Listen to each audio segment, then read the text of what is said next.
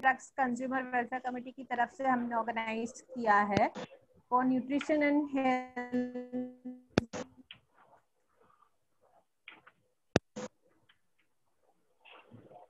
Eating habits से related 15 अगस्त। और आज का बिकॉज न्यूट्रिशन से रिलेटेड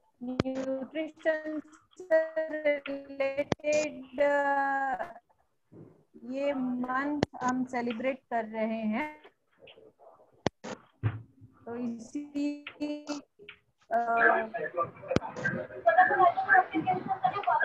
एंड इसमें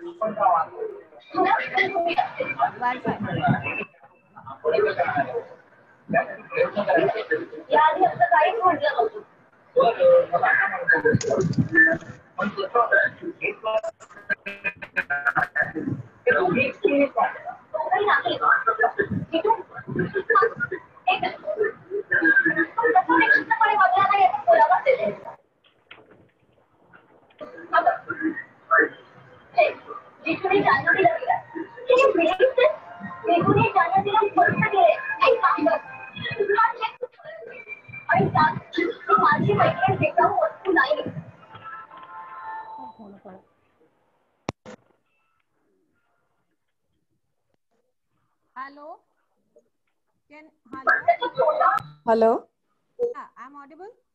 Yes, yes. काफी डिस्टरबेंस है मैडम। अभी ठीक है? अभी Yeah. now okay? Yes. Okay, sorry for interruptions. And ऐसा था कि I welcome our national president Sudhir Maurya sir, अंदर मुकेला तो थे, General Secretary Prashant Pawar ji, our General Secretary Damgude Sahab. Unfortunately, he is not here to join this meeting as he is not well. And money snap हमारे जो public health cell के head doctor Bipte sir, वो भी अभी available नहीं है. He is in surgery, so he will be joining us soon. So I welcome him as well. I welcome Dr. Ankita Shah, our key speaker, who is going to guide us today about diet and nutrition. And I pass my the words to Sir Sudhir Moye sir. Say something about our FDC, please, sir. Hello. I'm audible? Sir, please. I'm audible? Yes, sir. Yes.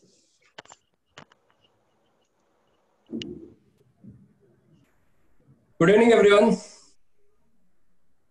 Good evening, sir. Good evening, sir. On behalf of Food and Drug Consumer Welfare Committee, I welcome you all in this webinar. सभी का मैं food and drug consumer welfare committee की ओर से जितने भी हमारे दर्शक हैं जो आज इस वेबिनार में ज्वाइन हो चुके, उनका मैं तहे दिल से स्वागत करता हूं. और आज के हमारे मुख्य speaker doctor Ankita Shah, public health cell national head doctor Sandeep Bipte, and the organizer of this webinar, Mrs. Naina Kanal Madam, National Head for Women Empowerment Cell, and my colleague, General Secretary National, Mr. Prashant Pawar ji. जैसे कि आज हम सभी को पता है, इस सितंबर month में इसे न्यूट्रिशन मंथ सेंट्रल गवर्नमेंट की ओर से इसको डिक्लेयर किया गया है. तो उसी को देखते हुए आज हमने ईटिंग हैबिट्स कैसी होनी चाहिए, क्या होनी चाहिए. अक्सर अभी एक सवाल अभी मन में उठा है, हम खाने के लिए जीते हैं, पीने के लिए खाते हैं. अंडरस्टैंड इट, और हमारी आदतें, खाने की आदतें कैसे होनी चाहिए. एक काफी चीज आज इस वेबिनार के माध्यम से आप सभी को पता होने वाला है. Basically food and drugs control welfare committee के बारे में कुछ नए हमारे जो मेंबर्स मैं बताना चाह रहा हूँ कि ये एक नेशनल ऑर्गेनाइजेशन है जो फूड सेफ्टी अवेयरनेस के लिए हम काम करते हैं. The main object and mission of this our organization is overall well-being of the society. इसको मद्देनजर रखते हुए हमने काफी कुछ हेल्थ इश्यूज के बारे में हम पास सालों में हमने बहुत कुछ कार्यक्रम किए, तो awareness food safety awareness program जैसे अनेक प्रोग्राम हमने किए. इसमें हम काम कर रहे हैं. बिहार में हमारे सुमन लाल जी है, गुजरात में हमारे दीपक मदलानी जी है, पुणे से हमारे संदीप नाइक जी है, फिर से हमारे वरुण अंजलि वरुण जी है, फ्रॉम सातारा अनुराधा गुलिपकर मैडम जी है. सभी लोग अपने अपने तरफ से काम करते आ रहे हैं. और मुझे लगता है आज इस प्रोग्राम का मकसद जो है, जो हम डॉक्टर अंकिता शाह मैडम को जब सुनेंगे, आपको सही मायने में आपको पता चलेगा कि हमारे ईटिंग हैबिट्स और हमारे खान पान का महत्व कितना है. आफ्टर ऑल मैं आगे इसको बढ़ाने से पहले मैं मेरे एक दिल की जो मैं हमेशा सबको बोलते आता हूँ, if you want to be hit in life, you have to be fit. ये आपको सभी को ये जरूरी है. और आज के कोविड के जो पेंडेमिक चल रहा है, इसमें आपको अपने खान पान कैसे रखने चाहिए, doctor Ankita Shah will tell you very properly. पर हम न्यूट्रिशन फूड कैसे खा सकते हैं, इसको हम बीट करने के लिए, जैसे हमने program how to beat breast cancer, ये हमारा जो नेशनल प्रोग्राम हमने शुरू किया है, इसी को भी ये ताल्लुक रखता है. It will be jointly with go on parallelly with all this thing. So बस अभी मैं सोचता हूँ अभी आगे का हम वेबिनार डॉक्टर अंकिता शाह से हम सुने. So my regards to everyone, all the speakers. Madam Ankita Shah madam, आपका खूब खूब धन्यवाद. आपने आपका हमको thank you sir, it's my honour actually. Yeah. So before starting, I am again handing over the mic to Naina Kanal madam. Naina Kanal ji. Ji, thank you very much, sir. Yeah. I request Dr. Ankita Shah kindly guide us and take us ahead, please. Good evening, everybody. I am Dr. Ankita Shah. I'm a certified nutritionist and a personal trainer, and I'm also a homeopathic physician, and I'm attached to a hospital here in Mumbai, and I have been working there as a medical officer for more than 8 years now. So basically ये interest जो है nutrition field में, वो इसलिए भी है कि as and when जैसे हम medical field में progress करते हैं, तो as a doctor भी हम हमारी हेल्थ को काफी तरीके से निग्लेक्ट कर देते हैं. जब हम खुद प्रैक्टिस करते हैं या हम हॉस्पिटल्स में इतने बिजी होते हैं, पेशेंट्स में इतने बिजी होते हैं कि बहुत बार मेडिकल फील्ड में होने के बावजूद भी हमारी हेल्थ काफी निग्लेक्ट हो जाती है. हम उस चीज को रियलाइज नहीं करते. और बहुत सारे काफी डॉक्टर्स भी, शायद आपने सुना होगा कि वो लोग हाइपरटेंशन की टैबलेट्स ले रहे हैं, डायबिटीज की टैबलेट्स ले रहे हैं. उनका एक रीजन स्ट्रेस भी है और एक रॉन्ग ईटिंग पैटर्न भी है.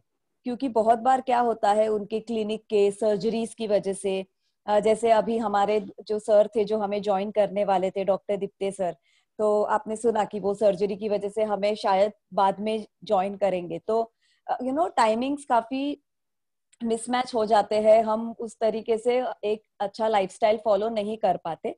और हमें हमेशा ऐसे लगता है कि डाइट मतलब हमें जो भी नॉर्मल हम खाते हैं वो सब छोड़ देना है, और हमें सिर्फ उबली हुई सब्जियां खानी है, सूप पीना है, बस वही एक है हमारे मन में, या हमारे जो कंसेप्ट है, या हमारे दिमाग में जो एक डाइट का पिक्चर है, वो बस यही है कि हमें सब कुछ तला हुआ सब कुछ छोड़ देना है, बाहर का सब कुछ खाना छोड़ देना है, शुगर छोड़ देना है, सिर्फ बॉइल्ड सब्जी खानी है और सूप पीना है और सैलेड खाना है, बस वही डाइट है. तो ऐसा नहीं है, ऐसा डेफिनेटली नहीं है. ये जो डाइट का पिक्चर जो आजकल जो सब पोर्ट्रे करते हैं, कि इतना ही खाना चाहिए, यही खाना चाहिए, ये सब छोड़ देना चाहिए, ऐसा नहीं होता है। आज का हमारा टॉपिक स्पेसिफिकली इसी से रिलेटेड है कि हम रूटीन में ही कैसे हम एक अच्छी लाइफस्टाइल को इंट्रोड्यूस कर सकते हैं। जैसे मेरे पास काफी मेरे क्लाइंट्स आते हैं तो और काफी लोग पूछते भी है कि मैडम कोई ऐसा दवाई दे दीजिए जिससे हमारा वेट जल्दी कम हो जाए, 1 महीने बाद शादी है या घर में, या मुझे प्रेगनेंसी के लिए किसी किसी को वेट कम करना होता है, आजकल वो भी एक बहुत बड़ा इशू है। तो वो सब चीजों की वजह से फीमेल्स में, विमेन में वेट गेन काफी कॉमन हो जाता है। हार्मोन्स की वजह से भी वेट गेन काफी कॉमन हो जाता है। तो बहुत बहुत तरह की जो महिलाएं होती है वो क्या करती है, वो नॉर्मल जो जो वो बचपन से या हमेशा से खाती आ रही है वो सब चीजें छोड़ देती है। पूरी तरह से वो एक लाइफस्टाइल को बदल ही देती है एकदम से। लेकिन क्या होता है कि वो जो लाइफस्टाइल वो बदल देती है उसे वो मेंटेन नहीं कर पाती है, क्योंकि हम में से कोई भी शायद अगर कोई बोले कि हमें लाइफ टाइम सिर्फ अभी उबली हुई सब्जियां और सूप ही खाना है, तो हम में से शायद कोई भी ये डाइट फॉलो नहीं कर पाए। शायद थोड़े टाइम के लिए कर भी ले, बट लंबे समय तक तो हम उसे बिल्कुल भी नहीं कर पाएंगे। सो बेसिकली एक डाइट जिसको बोलते हैं वो हमेशा एक लाइफस्टाइल चेंज होना चाहिए। वो लाइफस्टाइल चेंज हम कैसे कर सकते हैं, जैसे कि हमारे रूटीन में छोटी छोटी चीजें हम बदल सकते हैं। जैसे सवेरे उठ के जो हम सबसे पहले चाय की आदत है या जो भी हैबिट होती है हमें, उसे हम चेंज करके सबसे पहले हम उठकर 2-3 गिलास पानी पी सकते हैं, जिससे कि हमारे बॉडी में ओवरनाइट जो भी सब जो भी टॉक्सिन्स या जो भी सिक्रीशंस जो स्टमक में से रिलीज होते हैं फूड को डाइजेस्ट करने के लिए, तो वो सभी टॉक्सिन्स का अच्छे से मूवमेंट या जो हमारे इंटेस्टाइन्स होते हैं उनका मूवमेंट शुरू हो जाता है, अच्छा मूवमेंट शुरू हो जाता है, और सारे टॉक्सिन्स को हम यूरिन और मोशंस के रास्ते से अपने शरीर से बाहर निकाल सकते हैं। तो जब आप मॉर्निंग में सुबह उठ के तुरंत 1 कप चाय पी लेते हैं तो वो चाय ये काम नहीं कर पाती जो काम पानी कर देता है। फिर जरूरी नहीं है कि हमें गर्म पानी ही पीना है या गर्म पानी में नींबू डाल के, हनी डाल के, शहद डाल के पीना है, वो भी जरूरी नहीं है। नॉर्मल पानी ही पीजिए, वो भी आपके बॉडी के लिए एक अच्छा ही काम करेगा। लेकिन वो हैबिट एक डालना, सुबह उठ के 1-2 गिलास या 3 गिलास पानी पीना, वो हैबिट एक डालना बहुत जरूरी है। और ये छोटी छोटी चीजें जब हम हमारे रूटीन में लाएंगे तो वो हमारे लाइफस्टाइल का एक हिस्सा बन जाएगी। जैसे हम, ऐसा तो नहीं था कि हम हमेशा से सुबह उठ के पहले चाय पीते थे, हमारे में वो हैबिट आई है, वो धीरे धीरे करके आई। जब हमने एक बार पी तो अच्छा लगा, दूसरी बार पी तो अच्छा लगा, और फिर धीरे धीरे वो हमारा एक रूटीन बन गई कि अब बिना चाय के बेड पे से उठने नहीं होता, एक रूटीन बन जाता है। उसी तरह से अगर ये हम बदल कर कोशिश करें कि हम सबसे पहले उठेंगे, हम बैठेंगे, बाहर आएंगे, पानी पिएंगे, उसके बाद हम कोई चीज लेंगे, तो धीरे धीरे वो भी हमारे एक हैबिट ही बन जाएगी वो। उसके बाद काफी बार ऐसा होता है कि हम ब्रेकफास्ट, जैसे महिलाओं में काफी बार ऐसे देखते हैं कि वो जनरली ब्रेकफास्ट को मिस ही कर देते हैं। सुबह उठना है, बच्चों का स्कूल है, हस्बैंड को ऑफिस जाना है, maximum most of us are working women also, तो हमारे खुद के भी काम है। हमें अब तो चलो लॉकडाउन में हम सभी घर से काम कर रहे हैं, बट घर के काम में भी या घर से काम करने में भी हमारी एक टाइमलाइन होती है कि हस्बैंड को सबसे पहले नाश्ता देना है या बच्चों को देना है, या बच्चों का स्कूल शुरू हो जाएगा, अभी लॉकडाउन में ऑनलाइन क्लास शुरू हो जाएंगे तो उसमें भी हमें पार्टिसिपेट करना है। तो बहुत बार क्या होता है कि ब्रेकफास्ट को एक बहुत इम्पोर्टेंट मील कहा गया है।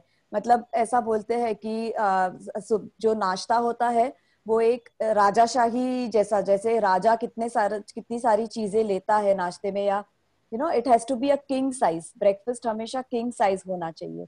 ऐसा क्यों बोलते हैं? क्योंकि ब्रेकफास्ट का मतलब ही है कि जो रात का जो फास्टिंग हुआ है उसे हमें ब्रेक करना है, इसीलिए उसको नाम दिया गया है ब्रेकफास्ट।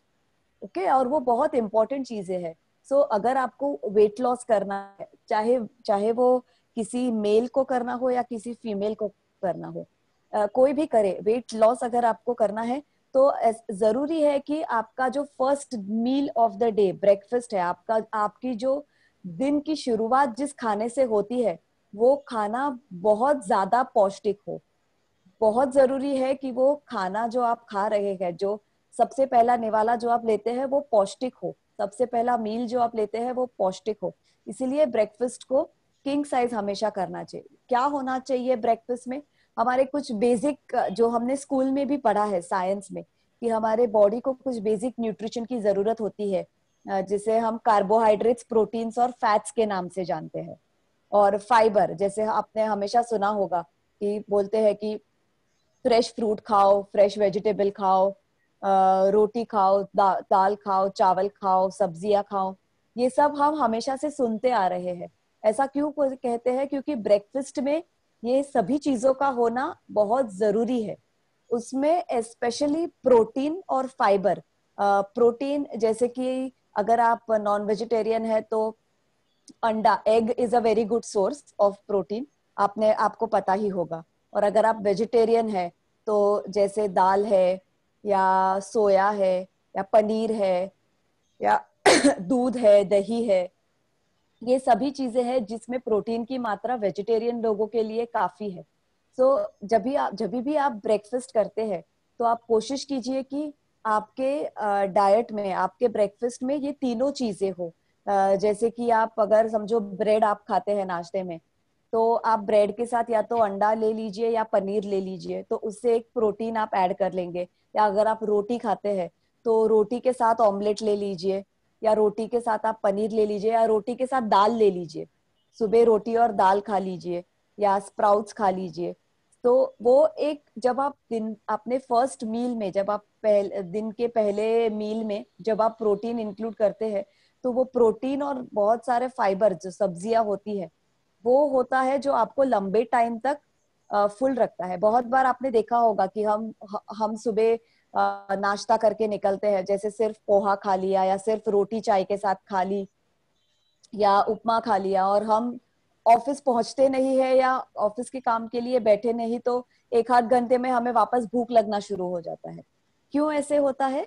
क्योंकि हमने सिर्फ कार्ब्स खाया है। मतलब आपका जो ये रोटी या आपका उपमा है या चावल आप खाते हैं, ये जो भी है वो एक कार्बोहाइड्रेट्स का एक प्रकार है। कार्बोहाइड्रेट्स कहाँ यूज होता है? जब आप काम के लिए बैठते हैं या जब आप ट्रैवलिंग करते हैं या चलकर जाते हैं या कोई भी एक्टिविटी में लग जाते हैं, फिजिकल एक्टिविटी में, तो वो कार्बोहाइड्रेट्स जो होता है वो आपको एनर्जी देने का काम करता है, शक्ति देने का काम करता है। उस कार्बोहाइड्रेट की वजह से आप काम कर पाते हैं। तो जैसे ही आप काम में लगते हैं, आपका बॉडी वो कार्बोहाइड्रेट को यूज करना शुरू कर देता है और वो कार्बोहाइड्रेट्स जल्दी यूज भी हो जाता है। लेकिन अगर आप प्रोटीन को भी साथ में लेंगे, जैसे आपने रोटी के साथ अंडा ले लिया या पनीर ले लिया या दाल ले लिया, तो ये जो प्रोटीन होता है, शरीर को उसे पचाने के लिए ज्यादा पानी भी लगता है और ज्यादा समय भी लगता है। तो इससे क्या होगा कि आप जब प्रोटीन ज्यादा लेंगे तो आप पानी भी ज्यादा पिएंगे और आपके शरीर को इस प्रोटीन को पचाने में टाइम भी लगेगा, समय भी लगेगा। तो इससे क्या होगा कि आप लंबे समय तक आपका पेट फुल रहेगा, आपको खाने की इच्छा नहीं होगी इस दौरान। ये एक बेनिफिट हो जाएगा। अगर आप चाहे तो आप थोड़े दिन के लिए ये जो मैंने बताया है उसे आप अमल करके देख सकते हैं। आपको डेफिनेटली 100% इसमें आपको फर्क दिखेगा। छोटी छोटी चेंजेस करने की कोशिश कीजिए। देखिए, एक दिन में तो कोई भी आदत बदलना बहुत मुश्किल होता है, but it is always said कि कोई भी हैबिट को फॉर्म होने के लिए it takes 21 days to form a habit, और 90 दिन लगते हैं उस हैबिट को हमारा लाइफस्टाइल बनने के लिए, राइट? ओवरनाइट अगर हम बच्चे को भी देख ले, छोटे बच्चे को, तो उसे भी अपनी गर्दन पकड़ के खड़ा होने के लिए 6 महीना लग जाता है। वो पैदा होते ही अपनी गर्दन पे कंट्रोल नहीं सीख लेता है, उसे भी 6 महीने लगते हैं उस गर्दन पे कंट्रोल आने के लिए, और 6 महीने शायद लग जाते हैं खुद के पैर पे चलने के लिए। तो हमारी ये जो हैबिट है, हमारी ये जो लाइफस्टाइल है, उसे बदलने के लिए भी ये टाइम देना जरूरी है, और टाइम के साथ साथ उसके पीछे कोशिश करना भी जरूरी है। हम एक दिन में सोचेंगे और हम सोचेंगे कि हम हमारी सारी आदतें बदल दे, तो वो हमारे लिए काफी मुश्किल हो जाएगा, और शायद 10-15 दिन के बाद हम खुद वो लाइफस्टाइल को बदल देना चाहेंगे, हम उसे नहीं कंटिन्यू कर देना चाहेंगे। तो ये जरूरी है कि आप धीरे धीरे छोटी छोटी आदतें बदलिए, जैसे सुबह उठ के पानी पी लेना, या ब्रेकफास्ट में देखना आप पूरा पौष्टिक आहार ले रहे हैं ब्रेकफास्ट में। जैसे मैंने बताया कि उसमें प्रोटीन भी आए, उसमें कार्बोहाइड्रेट भी आए, उसमें फाइबर भी आए। जैसे महाराष्ट्रियंस में या साउथ इंडियंस में जनरली हैबिट होती है कि वो इडली सांबार के साथ, डोसा सांबार के साथ, या महाराष्ट्रियंस रोटी दाल है, वो सारी चीजें खाते हैं। जैसे गुजरातीज है तो उनके उनके जो ढोकले होते हैं, बेसन के ढोकले, वो सब में भी प्रोटीन काफी होता है और वो काफी एक पौष्टिक आहार है। तो ये जरूरी है। और घर की फीमेल के लिए, घर में जो हम रहते हैं हमारे लिए ये ज्यादा जरूरी है, क्योंकि हमारा ही लाइफस्टाइल है जो आगे हमारे बच्चे फॉलो करेंगे। अगर आज हम ही खुद अगर पास्ता और पिज्जा हमारे प्लेट में लेकर खाएंगे तो हम हमारे बच्चों से एक्सपेक्ट नहीं कर सकते कि वो खिचड़ी पसंद करे। वो काफी मुश्किल हो जाएगा उनके लिए भी, क्योंकि जब वो खुद हमें खाते हुए नहीं देख रहे हैं तो उनके लिए वो चीज फॉलो करना और भी ज्यादा मुश्किल हो जाता है, right? So for a female in the house it is all the more important कि आप अपने हेल्थ के ऊपर फोकस करें। बहुत सारी फीमेल्स को भी ये हैबिट होती है कि वो घर के काम में इतना बिजी हो जाती है, बाकी सबका नाश्ता भी हो जाता है, बाकी सब नाश्ता करके अपने काम में लग जाते हैं, लेकिन फॉर अ फीमेल वो सोचते हैं कि हाँ मैं बाद में करती हूँ, बाद में करती हूँ, अभी ये कर लेती हूँ, उसके बाद करती हूँ। ऐसा काफी बार होता है। तो वो एक गलत चीज है। अगर आपकी हेल्थ या आपका स्वास्थ्य आपकी जिम्मेदारी है, कोई और रिस्पॉन्सिबल नहीं है आपकी हेल्थ के लिए, राइट? आपको खुद आपके अच्छे स्वास्थ्य की जिम्मेदारी लेनी होगी। अगर आप खुद अपनी हेल्थ को निग्लेक्ट करेंगे तो शायद और कोई भी आपकी हेल्थ को प्रायोरिटी नहीं देगा। तो अगर आपके लिए आपके फैमिली का नाश्ता, हस्बैंड का, बच्चों का सब देखना जरूरी है, तो उसके ऊपर सबसे पहले आपको आपकी हेल्थ देखना ज्यादा जरूरी है। तो अगर आप ब्रेकफास्ट बना रहे हैं तो ऐसा नहीं करिए कि हाँ चलो जो बचा है वो मैं ले लूंगी। नहीं, दिस इज रॉन्ग प्रैक्टिस। आपको डिसाइड करना है कि मुझे क्या खाना है, आज मुझे ये पौष्टिक खाना खाना है। तो और एक अच्छा तरीका जो मैं मेरे घर में करती हूँ ऐसा है कि फैमिली के साथ मिलकर एक प्लान बना लो, मील प्लान, कि आज ये 10 दिन का मील प्लान है। आज 10-10 दिन में सुबह नाश्ते में ये बनने वाला है, दोपहर को खाने में ये सब्जी है, रात को खाने में ये सब्जी है। और जब हम बच्चों को पूछकर ये बनाते हैं ना तो हो जाती है कि वो आपको कंप्लेन नहीं करेंगे, मम्मी ये क्या बोरिंग चीज बनाया है। थोड़ी उसकी भी चीजें रखिए, थोड़ी आपकी भी चीजें रखिए, और उस हिसाब से उनके साथ मिलकर अगर आप घर के मील की प्लानिंग करेंगे तो आपको ये तकलीफ भी नहीं आएगी।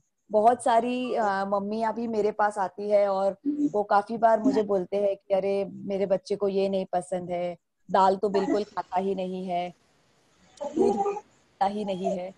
तो ठीक है, ज्यादा फोर्स मत कीजिए उनको, लेकिन धीरे धीरे जैसे जैसे आप अपनी हैबिट बदल रहे हैं वैसे धीरे धीरे जैसे बच्चों की हैबिट बदलने की कोशिश करेंगे तो उसमें भी आपको आप देखेंगे कि धीरे धीरे आप उनकी भी हैबिट चेंज कर पा रहे हैं।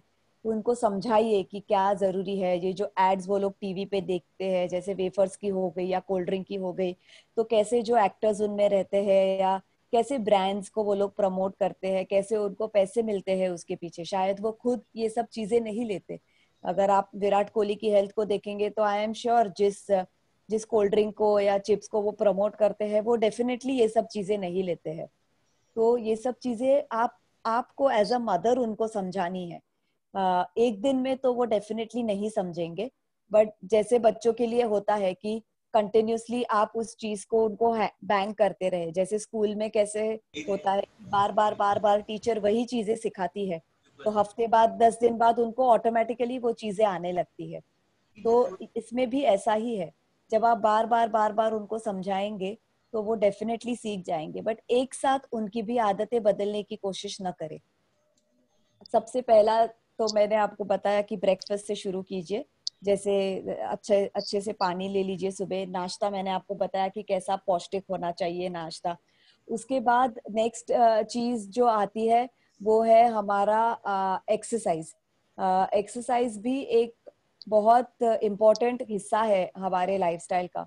और बहुत बार हम ये कंप्लेन करते हैं कि हम घर में पूरा दिन मैं काम करती तो रहती हूँ, वो भी तो एक तरह का कसरत ही है या वो भी एक तरह की एक्सरसाइज ही है, बट वो एक एक्सरसाइज तो नहीं कह सकेंगे हम उनको। बट हाँ, आप एक्टिव डेफिनेटली रह रही है। आप जब घर का काम करती है, ऊपर नीचे 10 बार नीचे उतरना, कुछ चीजें लाना, जो भी आप सब करती है उसमें आप एक्टिव रह रही है। लेकिन आपके बॉडी को एक्सरसाइज से जो बेनिफिट मिलते हैं वो आपको ये एक्टिविटी से नहीं मिलेंगे। इसलिए कोशिश कीजिए कि आप दिन में कम से कम 15 से 20 मिनट, फिर चाहे आप योगा कीजिए या आप वॉक करने के लिए जाइए या आप साइकिलिंग करने के लिए चाहिए, या घर में भी आजकल तो ये लॉकडाउन की वजह से काफी सारे हम देख रहे हैं कि ऑनलाइन भी योगा और वर्कआउट कराने वाले काफी हमें फेसबुक पर और इंस्टा पर आ रहे हैं काफी सारे ट्रेनर्स। तो कोशिश कीजिए उनमें से किसी एक, जो भी आपको अच्छा लगे या जो एक्टिविटी आपको अच्छी लगे, चाहे आपको डांस अच्छा लगता हो, साइकिलिंग अच्छी लगती हो, योगा अच्छा लगता हो, जुम्बा अच्छा लगता हो, कोई भी चीजें जो आपको अच्छी लगती हो, उसमें उस एक्सरसाइज को, उस फॉर्म को आप प्रैक्टिस कीजिए, उसको करने की कोशिश कीजिए। उसके लिए टाइम निकालिए दिन में। फिर जरूरी नहीं है कि वो टाइम एक एक डेढ़ डेढ़ घंटा आप सिर्फ वही डांस करते रहे, या 1 घंटा जुम्बा करना जरूरी है, 1 घंटा योगा करना जरूरी है, ऐसा नहीं है। बहुत सारा समय निकालना जरूरी नहीं है। लेकिन अगर आप अपने लिए, अपने ही शेड्यूल में से 15-20 मिनट एक्सरसाइज के लिए निकाल देंगे, तो आगे समय जाते वक्त जैसे जैसे आप एज बढ़ती जाती है, उसमें आपको इसके काफी सारे फायदे दिखाई देंगे उस चीज के। सो ये एक इम्पोर्टेंट चीज है कि हम एक्सरसाइज को भी इम्पोर्टेंस दे, जो सबसे निग्लेक्ट हो जाती है। हमें लगता है कि हम इतने एक्टिव रह रहे हैं, घर का इतना काम कर रहे हैं, तो हमें एक्सरसाइज की जरूरत नहीं है। और बहुत बार ऐसा भी होता है कि जो लोग पतले होते हैं या ऑलरेडी जो लोग थिन है, उनको लगता है कि मैं तो ऑलरेडी पतली हूँ या मैं ऑलरेडी पतला हूँ, तो मुझे एक्सरसाइज की जरूरत नहीं है, मैं कसरत नहीं भी करूंगी तो ठीक है। तो ऐसा नहीं होता है। आप चाहे हमारा वजन ज्यादा हो या हमारा वजन कम हो या हमारा वजन नॉर्मल भी हो, कोई भी हो, हर एक इंसान के लिए, फिर चाहे वो बच्चा हो, बड़ा हो, या फिर वो स्त्री हो या पुरुष हो, कोई भी हो, हर एक के लिए एक्सरसाइज का अपना एक इम्पोर्टेंस है और वो जरूरी है। मेरे जितने भी क्लाइंट्स आते हैं या वेट लॉस के लिए जो भी आते हैं, मैं कभी उनसे नहीं कहती कि बिना एक्सरसाइज के आपका वेट लॉस हो जाएगा। बहुत बार वो न्यूज़पेपर में एडवर्टाइजमेंट्स देख के आते हैं कि ये टैबलेट्स लेते हैं, ये हम कुछ खाते हैं या ये पाउडर ले लेते हैं तो इससे वजन कम हो जाता है। तो मैं उनको बोलती हूँ कि आप अपने रिस्क पे ये कोशिश कर सकते हैं, लेकिन अब तक तो कोई ऐसी दवा या जड़ी बूटी या कुछ भी ऐसा नहीं बना है जिसे लेने से आपका वजन कम हो सकता है। और अगर समझो ऐसा कुछ लेने से अगर हो भी जाता है तो वो सही तरीका नहीं है, वो हेल्दी तरीका नहीं है वजन कम करने का। हेल्दी तरीका कौन सा है कि घर का ही पौष्टिक खाना खाना है और एक्सरसाइज करना है। और लॉन्ग टर्म में आप देखेंगे कि इसके बेनिफिट्स ज्यादा है। शायद आपको साल भर लग जाए, 2 साल लग जाए वजन उतारने में, लेकिन वो जो वजन आप देखेंगे और वो जो लाइफस्टाइल आपके अंदर आ जाएगी, वो बदलाव जो आप में आएगा, वो बदलाव हमेशा के लिए रहेगा। और जो वजन आपने उतारा है या जो जिस मेहनत से आप इतना कम हुए हैं या जिस मेहनत से आप एक अच्छे लाइफस्टाइल में आए हैं, आप उसे लंबे समय तक सस्टेन कर पाएंगे, उसमें अमल कर पाएंगे लंबे समय तक। आपके भी कुछ सवाल होंगे, कुछ क्वेश्चंस होंगे तो मैं जानना चाहूंगी। अगर आप मुझे पूछेंगे तो थोड़ा इंटरेक्शन भी रहेगा, नहीं तो ऐसे हो जाएगा कि सिर्फ मैं ही बोल रही हूँ और आप सिर्फ सुन रहे हैं। तो अगर हम इंटरेक्ट करेंगे तो मुझे भी आपके सवाल पता चलेंगे कि कुछ आपके डाउट्स है कि कैसे करना है, तो मैं आपको उसमें मदद कर सकती हूँ। या आपको कहाँ कोई तकलीफ आ रही है, कहाँ आप डिफिकल्टी फेस करते हैं अपनी लाइफ में कुछ रूटीन में चेंज लाने के लिए, तो उसमें मैं कोशिश करूंगी कि मैं आपकी मदद करूं। तो अगर आप भी कुछ सवाल मुझे पूछना चाहे तो पूछेंगे तो अच्छा रहेगा, एक अच्छा इंटरैक्टिव सेशन होगा रेदर देन कि सिर्फ मैं ही बोलूं। Am I audible? Yes yes yes sir. या मैं आपको आज हमारे जो वेबिनार में मैं आपको बताना चाहता हूँ कि हमारे national head sports and fitness and mister Uday Swami ये भी शामिल है.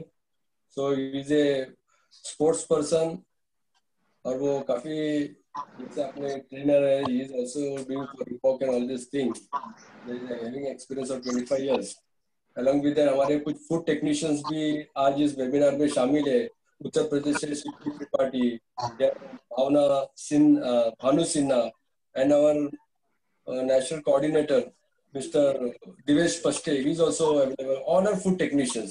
तो हम चाहते हैं हमारे जो फूड टेक्नीशियंस है, जैसे हम न्यूट्रिशन है, हम एक साथ मिलके एक दूसरे को समझ के ऐसे कुछ और भी आने वाले समय में और कुछ अच्छा कर सकते हैं. All this we have in house.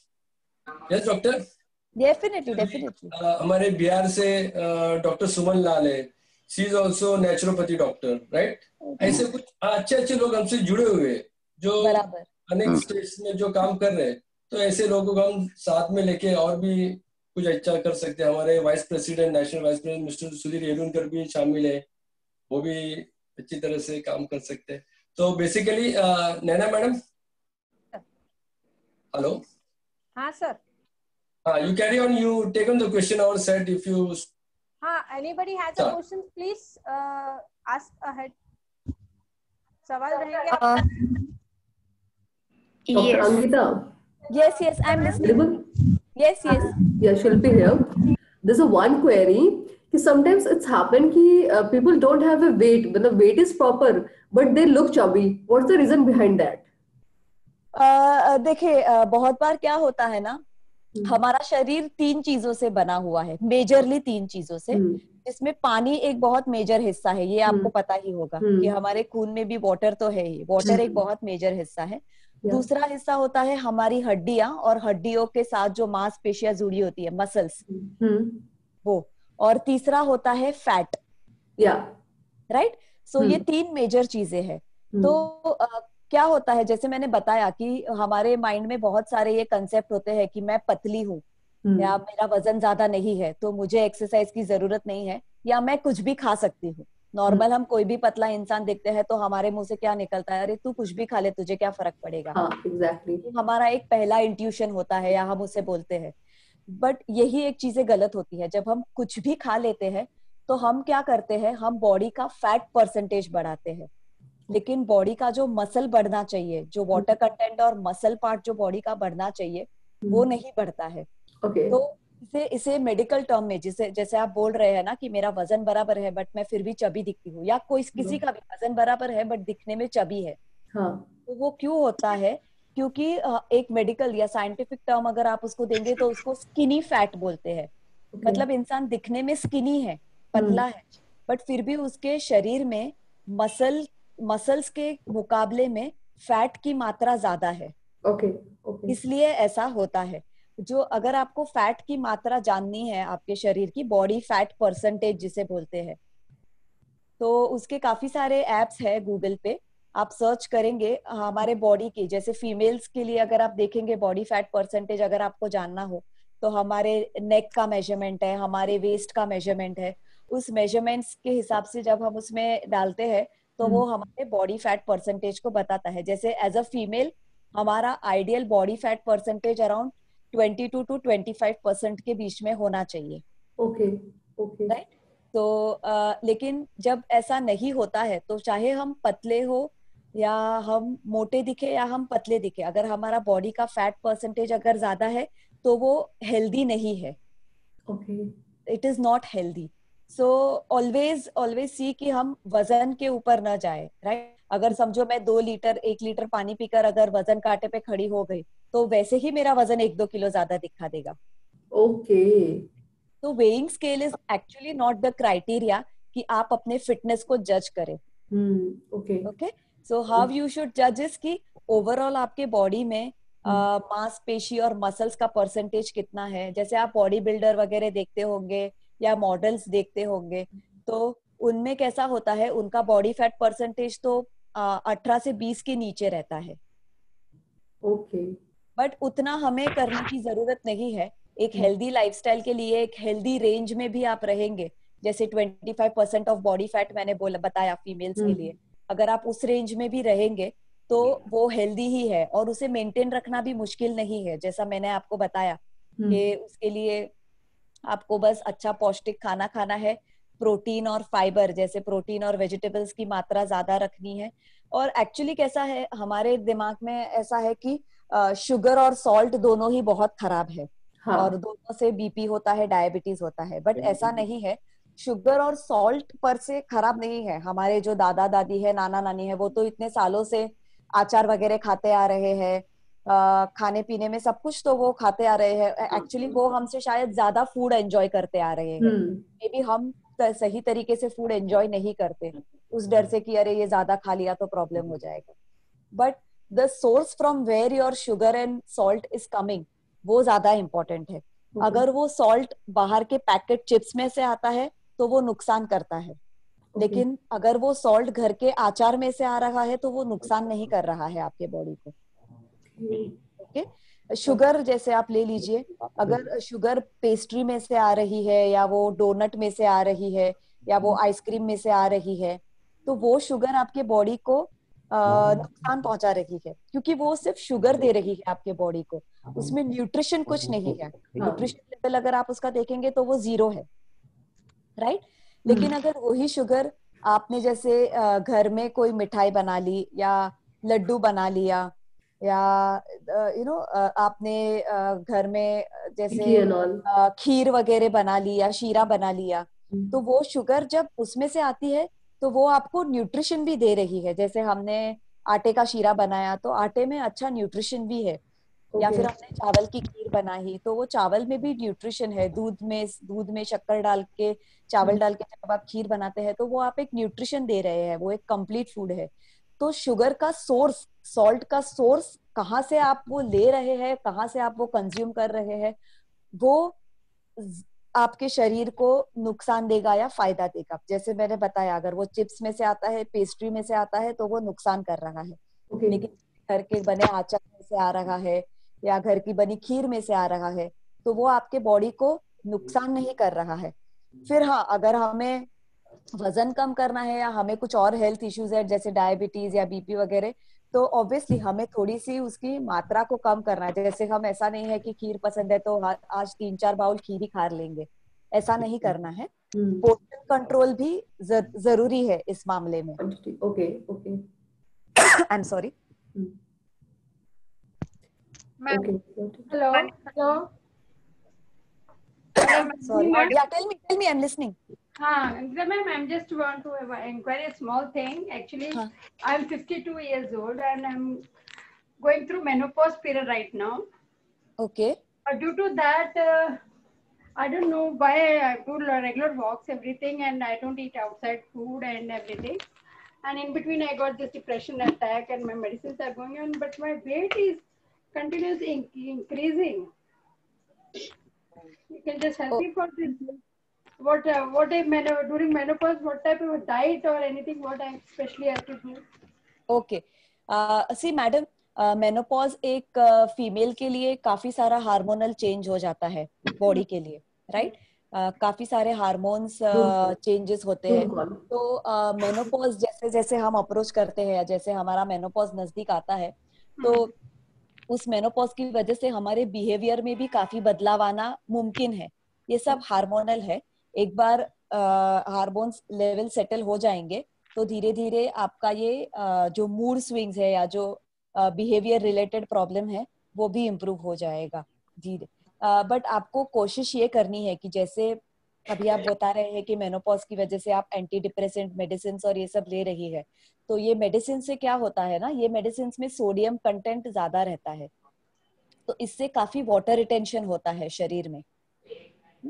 तो सबसे पहला बदलाव जो आपको लाना है, वाटर रिटेंशन का ट्रीटमेंट ही यही है कि ज्यादा पानी पियो, राइट।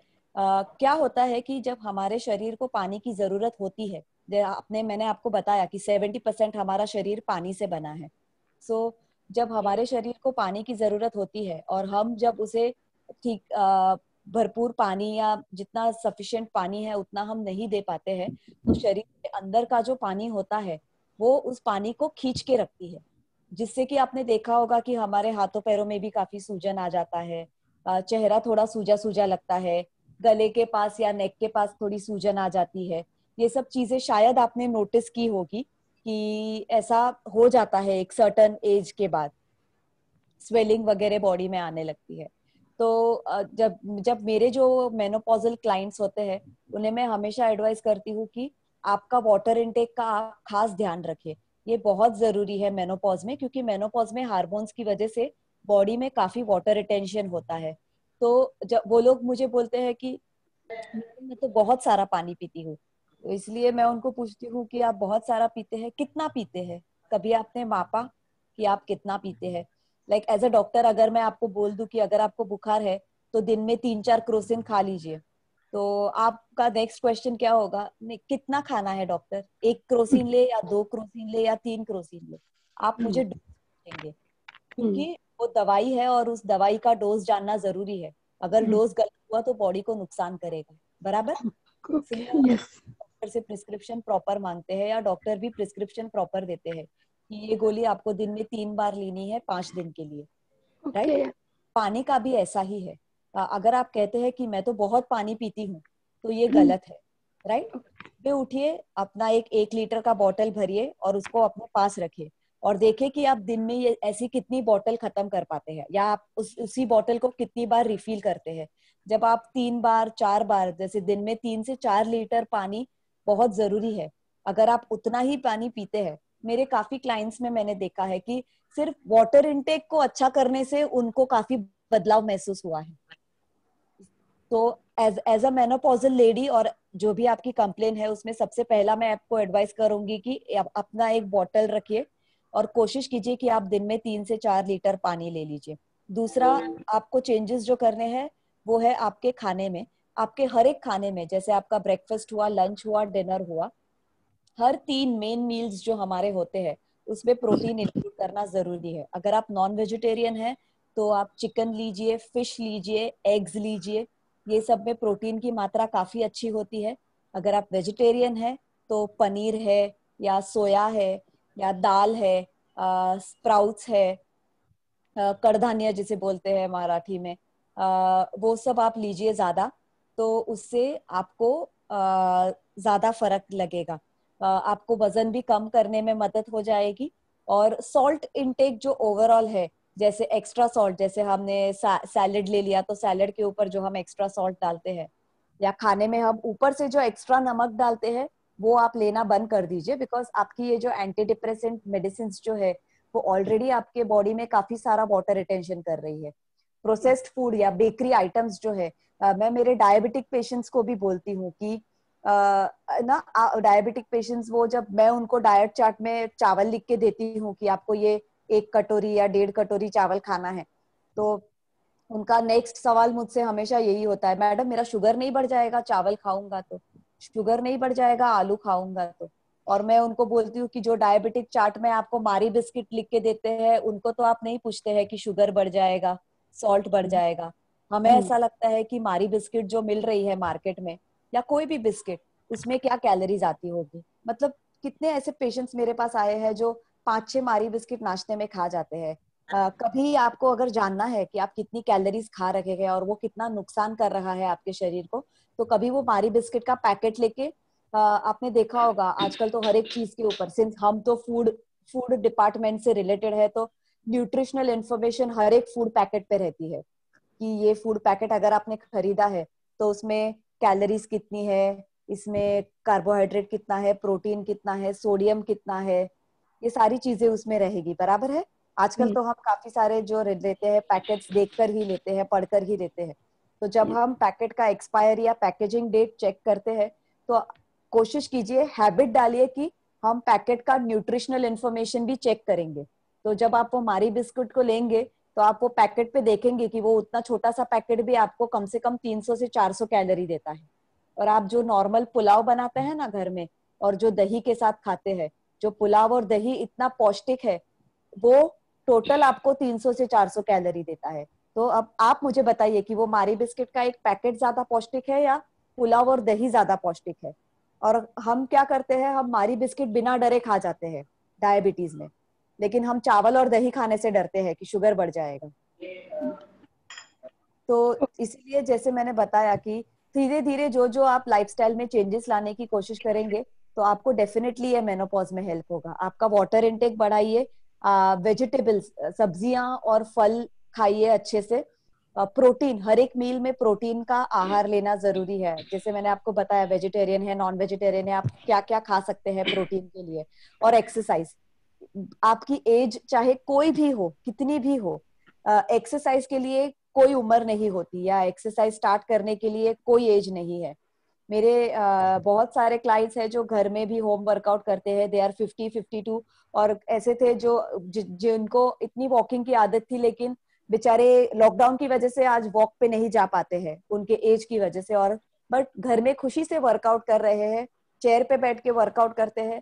बहुत सारे वर्कआउट ऑप्शन है जो आप चेयर पे बैठ के भी कर सकते हैं। आपको नी की तकलीफ है, बैक की तकलीफ है, उसके लिए भी योगा आसन है, काफी सारी एक्सरसाइज है जो आपको नेट पे से, गूगल पे से मिल जाएगी। तो कोशिश कीजिए कि वो एक्सरसाइजेस आप लाए रूटीन में, और धीरे धीरे जब आप बदलने की कोशिश करेंगे, आई एम श्योर मेनोपॉज जो अभी आपको इतना मुश्किल लग रहा है, इतना मुश्किल नहीं रहेगा आपके लिए, और डेफिनेटली आप उसमें इम्प्रूवमेंट कर पाएंगी, और आप दवाइयां भी बंद कर पाएंगी। मेरी तो ये कोशिश रहेगी कि आप अपने लाइफस्टाइल में, जैसे मैंने बताया है, वैसे धीरे धीरे करके चेंजेस लाइए कि जिससे आप इन दवाइयों से बाहर आ सके, या ये दवाइयां हमेशा के लिए छोड़ सके। और ये मुमकिन है, अगर आप कोशिश करेंगे तो इन दवाइयों के बिना ही ठीक रहना मुमकिन है, और मेनोपॉज को अच्छे से वेलकम करना मुमकिन है। Okay. Thank you very much, ma'am. Thank you. Yes. Hello, doctor. Yes, hello. This is Anjali here. Hi, Anjali. Yeah, मेरा सवाल ये है, जैसे आपने कहा कि during this nutrition phase में there are due to this schedules and working style and eating style, hormonal changes है। तो one common reason जो है अभी दिखाई दे रहा है, that is PCOS and PCOD. Yes, very common. Yeah. So this is not only in like even the young girls are facing this due to their कोई work कर रहा है, किसी के IT कंपनीज में हो या फिर नाइट शिफ्ट्स होते हैं। तो I just wanted to know one thing कि is it the only eating habits, और मतलब जो भी चीजें आप ले रहे हैं वो भी उसका टाइमिंग स्पेसिफिक होना चाहिए। जैसे कि कुछ लोग रहते हैं कि नाइट शिफ्ट करके आते हैं तो ब्रेकफास्ट खाते हैं, but then they have their breakfast around 10-11। तो मुझे वो जानना है। सी, जब आप कोई भी डाइट फॉलो करते हैं ना, तो टाइमिंग तो इम्पोर्टेंट थोड़ा बहुत रहता है, लेकिन हमारे लिए कैसे है कि काम भी इम्पोर्टेंट है।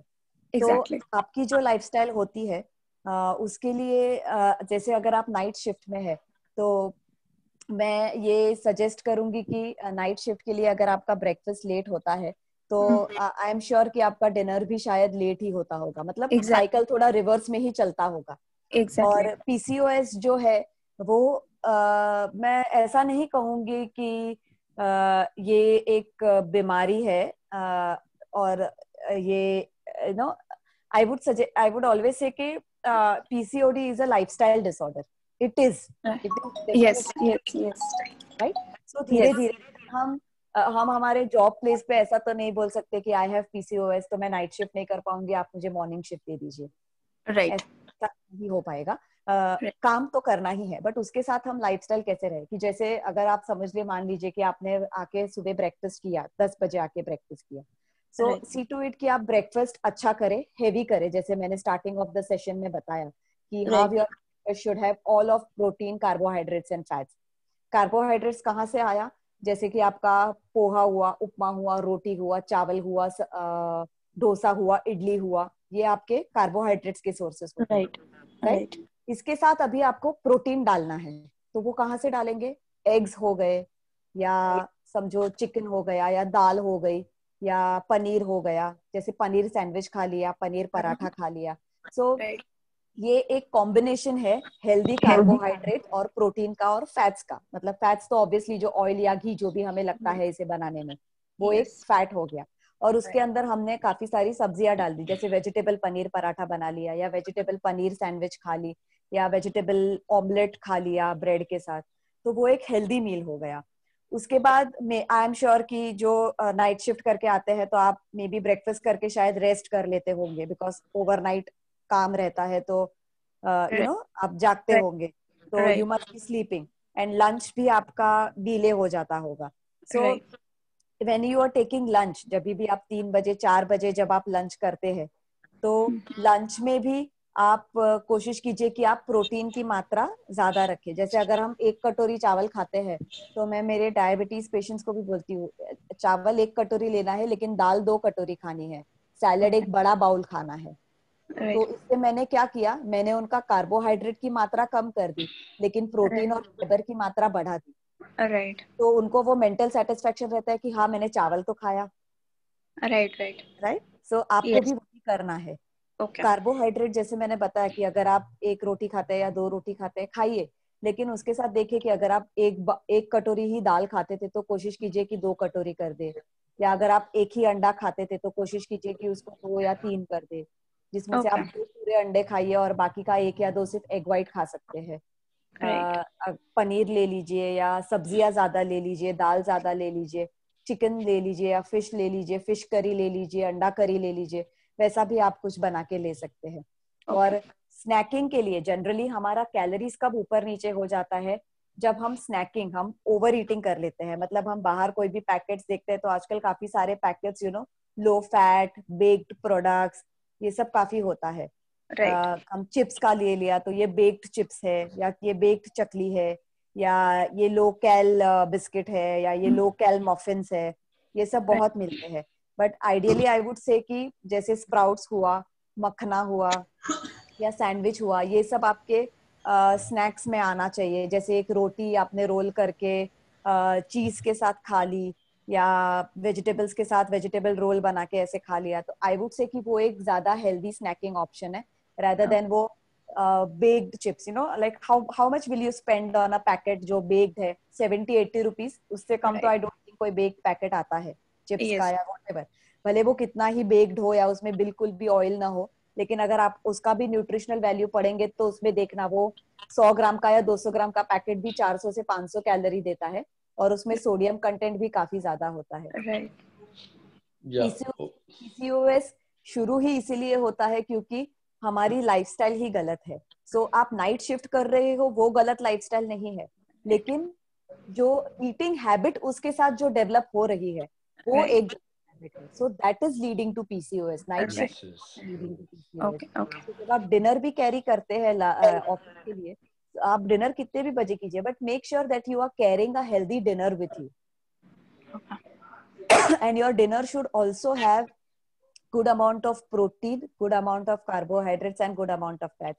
लंच और डिनर दोनों सेम होने चाहिए और अच्छे होने चाहिए, क्योंकि डिनर और ब्रेकफास्ट के बीच में गैप काफी होता है. अगर आप काम कर रहे हैं, तो जैसे मैंने आपको बताया ओवरनाइट काम करने वाले हैं, तो आपके लिए वो डिनर बहुत इंपॉर्टेंट है, क्योंकि वो डिनर ही अगर हैवी और अच्छा और हेल्दी है तो ओवरनाइट काम करने में आपको मदद हो जाएगी. सॉरी. और उसके बाद आप फ्रूट है या थोड़े बहुत ड्राई फ्रूट्स है वो आप साथ में कैरी कर सकते हैं इन बिटवीन, अगर आपको काम के टाइम पे भूख लगे तो. बट बिस्किट्स, चिप्स, फिर चाहे वो बेक्ड हो वो या कितनी भी लो कैलोरीज हो, it is a complete know from my side. या डॉक्टर, या can you listen me? Yes yes sir. या एक कॉमन क्वेश्चन मैं अभी सबके ओर से पूछ रहा हूँ, शायद सभी लोगों के मन में ये होगा. एक जनरल थिंग है, आज के डायबिटिक जो पेशेंट्स हो जिनको शुगर का प्रॉब्लम है, राइट? मैं चाहता हूँ काफी हमारे जो दोस्त लोग हैं यहाँ पे, हमारे मेंबर्स जो जिनको मैं जानता हूँ, उनको काफी लोगों को शुगर की प्रॉब्लम है, डायबिटिक प्रॉब्लम है. तो शायद अभी वो पूछ नहीं रहे, but I would like you to tell about something that diabetic patient के लिए जो भी उनका इन शॉर्ट में जैसा उनका ब्रेकफास्ट और उनके लंच में उन्होंने कौन सा खाना ज्यादा प्रेफर करना चाहिए. जैसे कि मैंने बताया, चाहे आप डायबिटिक हो या कोई भी हो, आपका ब्रेकफास्ट हैवी होना चाहिए. और ब्रेकफास्ट में तीनों, जैसे कार्बोहाइड्रेट, प्रोटीन और फैट है, ये तीनों का होना बहुत जरूरी है. इसीलिए मैंने आपको बताया कि जो पोहा हो गया या उपमा हो गया, वो एक कार्बोहाइड्रेट का प्रकार हो गया. उसमें प्रोटीन कैसे डाल सकेंगे, तो या आप उसमें पनीर डाल दीजिए या अंडा डाल दीजिए. हर एक खाने को आप प्रोटीन से सप्लीमेंट करने की कोशिश कीजिए। डायबिटिक पेशेंट्स के लिए प्रोटीन बहुत जरूरी है, स्पेशली काफी ऐसे डायबिटिक पेशेंट्स आते हैं जिनके पेट काफी बड़े होते हैं और उसकी वजह से शुगर अनकंट्रोल्ड हो जाता है। और तो ये सब चीजें हैं जो जरूरी है डायबिटिक पेशेंट्स के लिए। इसलिए मैं उनको बोलूंगी कि वो जो बाउल भर के कुरमुरा वगैरह वो खाते हैं या जो मारी बिस्किट्स वगैरह वो खाते हैं, वो सब कंप्लीटली बंद कर दीजिए। मेरे जितने भी डाइट के पेशेंट्स हैं या जो पेशेंट्स मेरे पास आते हैं वेट लॉस के लिए, diabetic patients, they are never on biscuits, they are never on chips। वो ये सब चीजें कभी नहीं खाते हैं, कुरमुरा वगैरह ऐसा कभी नहीं। जैसे मैंने आपको बताया कि हेल्दी स्नैकिंग भी इम्पोर्टेंट है। जैसे डायबिटीज पेशेंट्स के लिए थोड़ा थोड़ा हर 2-3 घंटे में खाना जरूरी है, क्योंकि इंसुलिन उस हिसाब से उनके बॉडी में बनना रहता है। सो इंसुलिन को स्टेबल रखने के लिए जरूरी है कि आपका खाना भी स्टेबल हो। आप बिस्किट और कुरमुरा या खाके या भेल खाके आप एक्सपेक्ट नहीं कर सकते कि ये इंसुलिन स्टेबल रहेगा। नहीं, ये सब चीजें आपके इंसुलिन को स्पाइक कर देती है, एकदम से बढ़ा देती है और एकदम से कम कर देती है, जो कि गलत है। इंसुलिन कैसे बढ़ना चाहिए? ग्रेजुअली ऊपर जाना चाहिए, खाना पचने के बाद धीरे धीरे नीचे आना चाहिए और फिर आपको भूख लगनी चाहिए। तो ये प्रोसेस को हर एक मील के बाद 1 से 2 घंटा लग जाता है। तो जब आपका खाना इंसुलिन को 1 से 2 घंटे तक ऊपर स्टेबल रख के धीरे धीरे नीचे लाता है, तो वो एक पौष्टिक खाना है। और पौष्टिक खाना कौन सा है? जिसमें कार्बोहाइड्रेट, प्रोटीन और फैट तीनों की मात्रा सही प्रकार में है उसमें। सिर्फ कार्बोहाइड्रेट या सिर्फ फैट अगर है तो वो इंसुलिन को मदद नहीं कर रहा है, राइट? तो धीरे धीरे जैसे जैसे आप अपनी लाइफस्टाइल बदलेंगे, कोशिश करेंगे कि अच्छा खाना खाए, पौष्टिक खाना खाए, तो आप देखेंगे कि ऑटोमेटिकली आपकी शुगर में चेंजेस आ रहे हैं। सब्जियां खाइए, सैलेड खाइए, उस कोशिश कीजिए हर एक मील में लेने की। जरूरी नहीं है कि जो लोग डाइट करते हैं वो ही सैलेड खाते हैं। सैलेड एक फाइबर है और वो शुगर को स्टेबल करने में बहुत मदद करता है। तो डायबिटीज पेशेंट्स के लिए हर 2 से 3 घंटे में खाना जरूरी है, पौष्टिक खाना जरूरी है, प्रोटीन खाना तो बहुत ही जरूरी है, क्योंकि प्रोटीन ही है जो इंसुलिन को स्टेबल। कार्बोहाइड्रेट्स तो शुगर बढ़ाता है और वो जरूरी भी है, सही कार्बोहाइड्रेट। अगर आप पोहा खा रहे हो और उससे आपकी शुगर बढ़ रही है तो वो अच्छा है, उसमें कोई गलत भी नहीं है। चावल खा रहे हो और वो कार्बोहाइड्रेट से शुगर बढ़ रही है तो वो ठीक है। लेकिन आप बिस्किट खा रहे हो, सेव पूरी, भेल पूरी, समोसा खा रहे हो और उससे वो शुगर बढ़ रही है तो वो आपके शरीर को नुकसान कर रही है वो शुगर, और वो सही नहीं है। तो चावल से डरने की जरूरत नहीं है, लेकिन उसके अलावा जो बाकी चीजें आप खाते हैं उसे कम करने की बहुत जरूरत है। Yes yes yes, Naina madam. Ma'am मेरा एक क्वेश्चन है। Hello hello. Yes yes madam. Yeah you are able to listen ना? Yes madam.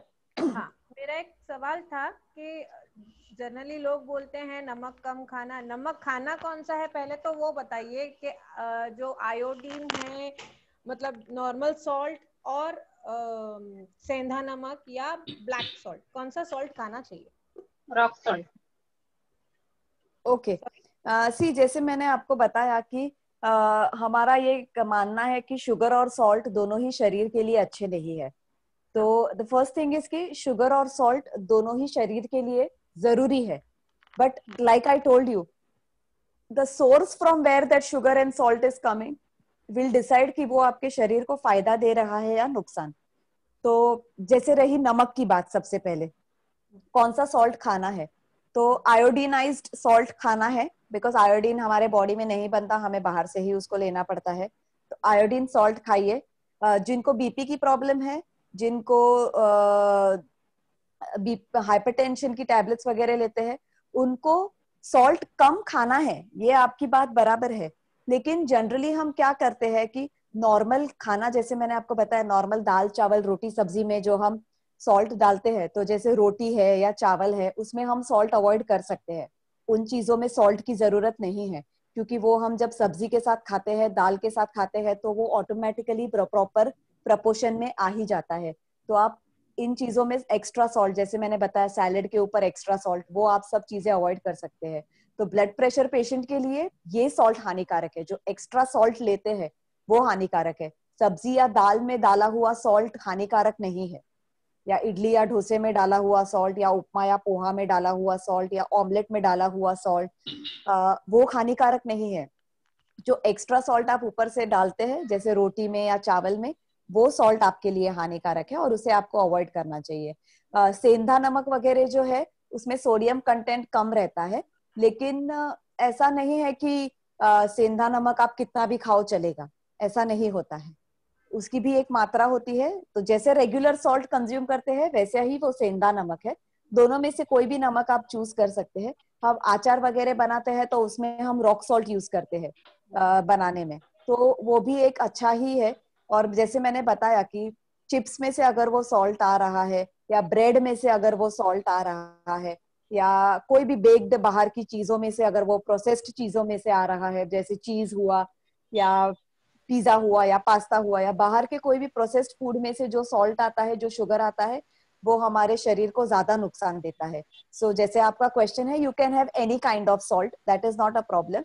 And just because कोई एक particular salt is less in sodium, या कोई एक पर्टिकुलर सॉल्ट ऐसे एडवर्टाइज करता है कि ये हाइपरटेंशन के लिए बहुत अच्छा है, इट डजंट मीन कि आप उसे ज्यादा मात्रा में खा सकते हैं। वो एडवर्टाइजमेंट ही गलत है, उसे इस तरीके से प्रमोट करना ही गलत है। सॉल्ट आपको उतना ही खाना है जितनी की आपकी बॉडी की रिक्वायरमेंट है। और नॉर्मल फूड अगर आप खाएंगे, रोटी सब्जी दाल चावल, घर का खाना, फिर वो साउथ इंडियन खाना हो या गुजराती खाना हो या महाराष्ट्रियन खाना हो, कोई भी खाना हो, नॉर्मल खाने में जो सॉल्ट आता है वो आपके बॉडी को कभी नुकसान नहीं करता। एक्स्ट्रा सॉल्ट जो आप लेते हैं उसे अवॉइड करने की कोशिश कीजिए। और प्रोसेस्ड फूड में से जो सॉल्ट आता है, बिस्किट्स में से जो सॉल्ट आता है, बेकरी प्रोडक्ट्स में से जो सॉल्ट आता है, उसे आप कम करने की या बंद करने की कोशिश कीजिए। नुकसान वो करता है आपके शरीर को। हेलो, यस मैं प्राची बात कर रही हूँ। यस प्राची। मेरा क्वेश्चन ये है कि गेहूं की रोटी और अपना राइस, इसकी वजह से अपना वेट बढ़ता है क्या? एंड सेकंड क्वेश्चन ये है कि रिफाइंड ऑयल से फिजिकल जो ये रहता है ना ऑयल, वो अच्छा रहता है, वो पूछना चाहती हूँ मैं। और राइस ऑयल यूज करना है तो बेसिकली किसका, कौन सा use, rice brand, is it okay? ये पूछना है। योर फर्स्ट क्वेश्चन, गेहूं और चावल। तो गेहूं और चावल से तो वजन डेफिनेटली नहीं बढ़ता है। सो इट इज रॉन्ग कि गेहूं और चावल से वजन बढ़ता है। हाँ, ऐसा देखा गया है कि गेहूं में एक प्रकार का ग्लूटेन रहता है, प्रोटीन रहता है जिसे ग्लूटेन कहते हैं। तो काफी आपने आजकल सुना होगा मार्केट में कि बहुत सारे प्रोडक्ट्स ऐसे प्रमोट होते हैं कि this is gluten free oats हो गए, या ग्लूटेन फ्री ब्रेड हो गया। मतलब वीट में ग्लूटेन नाम का एक प्रोटीन होता है। उससे क्या होता है कि पहले जो गेहूं बनते थे वो कितने पॉपुलेशन के लिए बनते थे, और आजकल जो गेहूं है वो कितने पॉपुलेशन के लिए बन रहे हैं। मतलब आप पता है कि हमारी आबादी बढ़ती जा रही है, तो उस तरह से फार्मिंग में भी काफी चेंजेस आ गए हैं। मतलब जैसे जैसे डिमांड बढ़ेगी तो प्रोडक्शन भी बढ़ेगा, और जैसे जैसे प्रोडक्शन बढ़ेगा तो क्वालिटी कॉम्प्रोमाइज होगी ही। तो पहले जो गेहूं बनते थे और अभी जो गेहूं बन रहे हैं, पहले जो मिट्टी थी जिसमें गेहूं उगता था और अभी की जो मिट्टी है जिसमें गेहूं उगता है, उसमें काफी फर्क है, बहुत फर्क है उसमें। आप खुद भी देखते होंगे कि आजकल ये ऑर्गेनिक चीजें वगैरह जो है वो काफी मिलती है। तो जब आप यूज करके देखेंगे तो आपको उसमें फर्क दिखेगा, बिकॉज नेचुरली ग्रो करके जो बेनिफिट्स हमें मिलते हैं वो आर्टिफिशियली ग्रो करने में नहीं मिलते। और आपको लगता है कि इतने हमारी जो आबादी है उसके लिए हम इतना सारा गेहूं नेचुरली प्रोड्यूस कर पाते होंगे? नहीं कर पाते होंगे। इसीलिए ये सब ग्लूटेन इंटॉलरेंस बढ़ रहा है। तो आई वुड सजेस्ट कि गेहूं खाना है, गेहूं से कोई नुकसान नहीं है, लेकिन गेहूं के साथ कोशिश करनी है कि हम बाकी सारे जो ये ग्रेन्स है, जैसे बाजरा हुआ, ज्वार, नाचनी हुआ, गेहूं खाइए, लेकिन कोशिश कीजिए कि आप ये सब भी अपने डाइट में लाइए गेहूं के साथ। तो ये आपके शरीर को एक एडेड बेनिफिट देगा।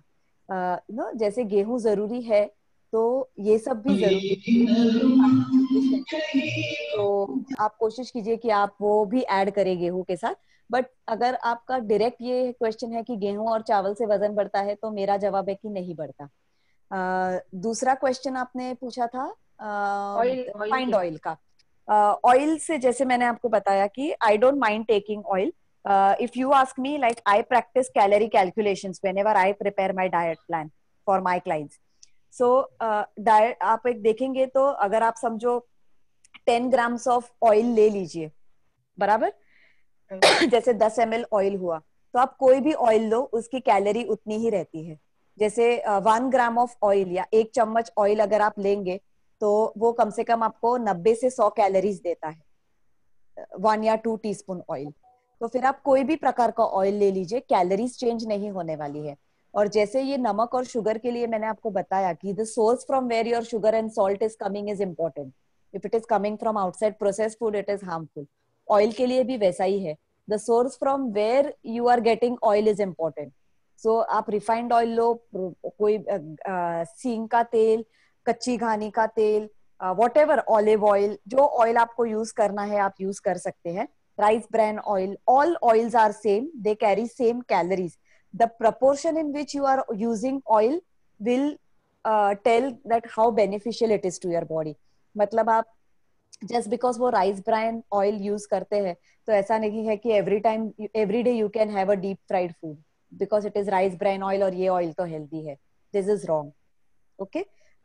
नॉर्मल कुकिंग में आप कोई भी ऑयल यूज कर सकते हैं, बट आपको देखना है कि ऑयल की और घी की मात्रा बाकी के फूड के कंपैरिजन में कम होनी चाहिए. तो all oil are healthy, there is no harm, but see to it कि बाहर पैकेट फूड के चिप्स में से वगैरह जो ऑयल आते हैं वो हार्मफुल है. घर में सब्जी या दाल के लिए आप ऑयल या घी यूज करते हैं तो वो नुकसान नहीं करता है. You can use all types of oil and ghee for cooking. Like I personally use groundnut oil, olive oil, coconut oil and everything. Like South Indians है तो I give them a choice to take coconut oil and cook your food in coconut oil. जब आप बचपन से उसी food में खाना खाते आ रहे हैं तो अचानक से वो ऑयल आपको कैसे कोई नुकसान कर सकता है. लेकिन जैसे मैंने बताया कि एक तो उसकी मात्रा पे आपको ध्यान रखना है कि आप कितना ऑयल ले रहे हैं. जरूरी नहीं कि सब्जी के ऊपर वो ऑयल दिखना ही चाहिए तो ही वो सब्जी बराबर से बनी है, ऐसा नहीं होता है. वो एक्सेस ऑयल है और वो नुकसान कर रहा है. सो फिर वो राइस ब्रान ऑयल भी अगर है तो वो नुकसान ही कर रहा है. It is not giving you any benefit. I hope I am clear. I mean you can still ask if there is any doubt. आप अपना हाथ ऊपर कीजिए जिसको भी सवाल करना है. हेलो या हेलो.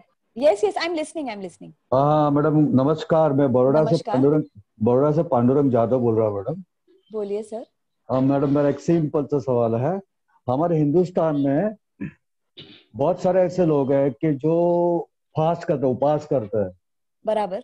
ऐसे सभी लोगों को उपास करना जरूरी है. हमने खाने की बात कर ली है. हाँ. अभी सभी लोगों को फास्ट करने की जरूरत है. अगर उसमें क्या बेनिफिट है और नहीं बेनिफिट? देखो, फास्टिंग करना जरूरी है या नहीं है, फास्टिंग एक हमारी श्रद्धा के ऊपर है.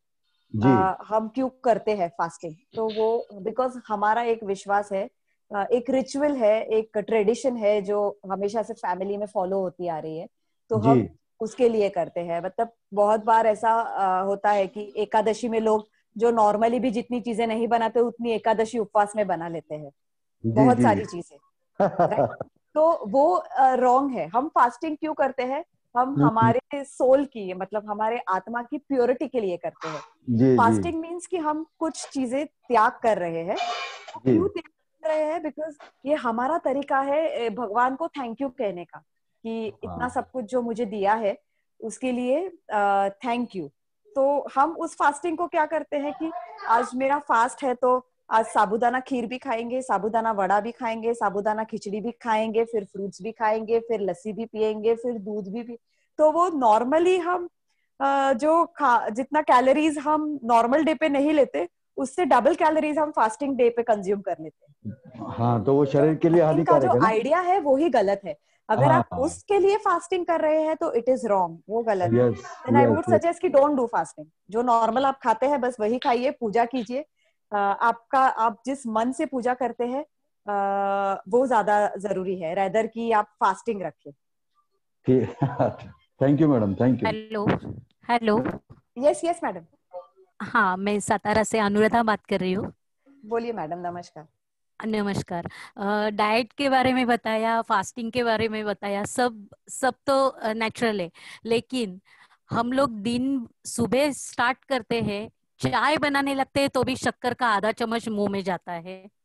बाद में ब्रेकफास्ट बनाते हैं तभी भी लेडीज को आदत है थोड़ा सा खाए डालेंगे मुंह में, मूंगफली हो या कुछ हो। उसके बाद क्या होता है, टेस्ट वो भी जरूरी है कि सामने वाले को अच्छा लगेगा, इसके लिए टेस्ट के लिए एक चम्मच तो जाता ही है मुंह में।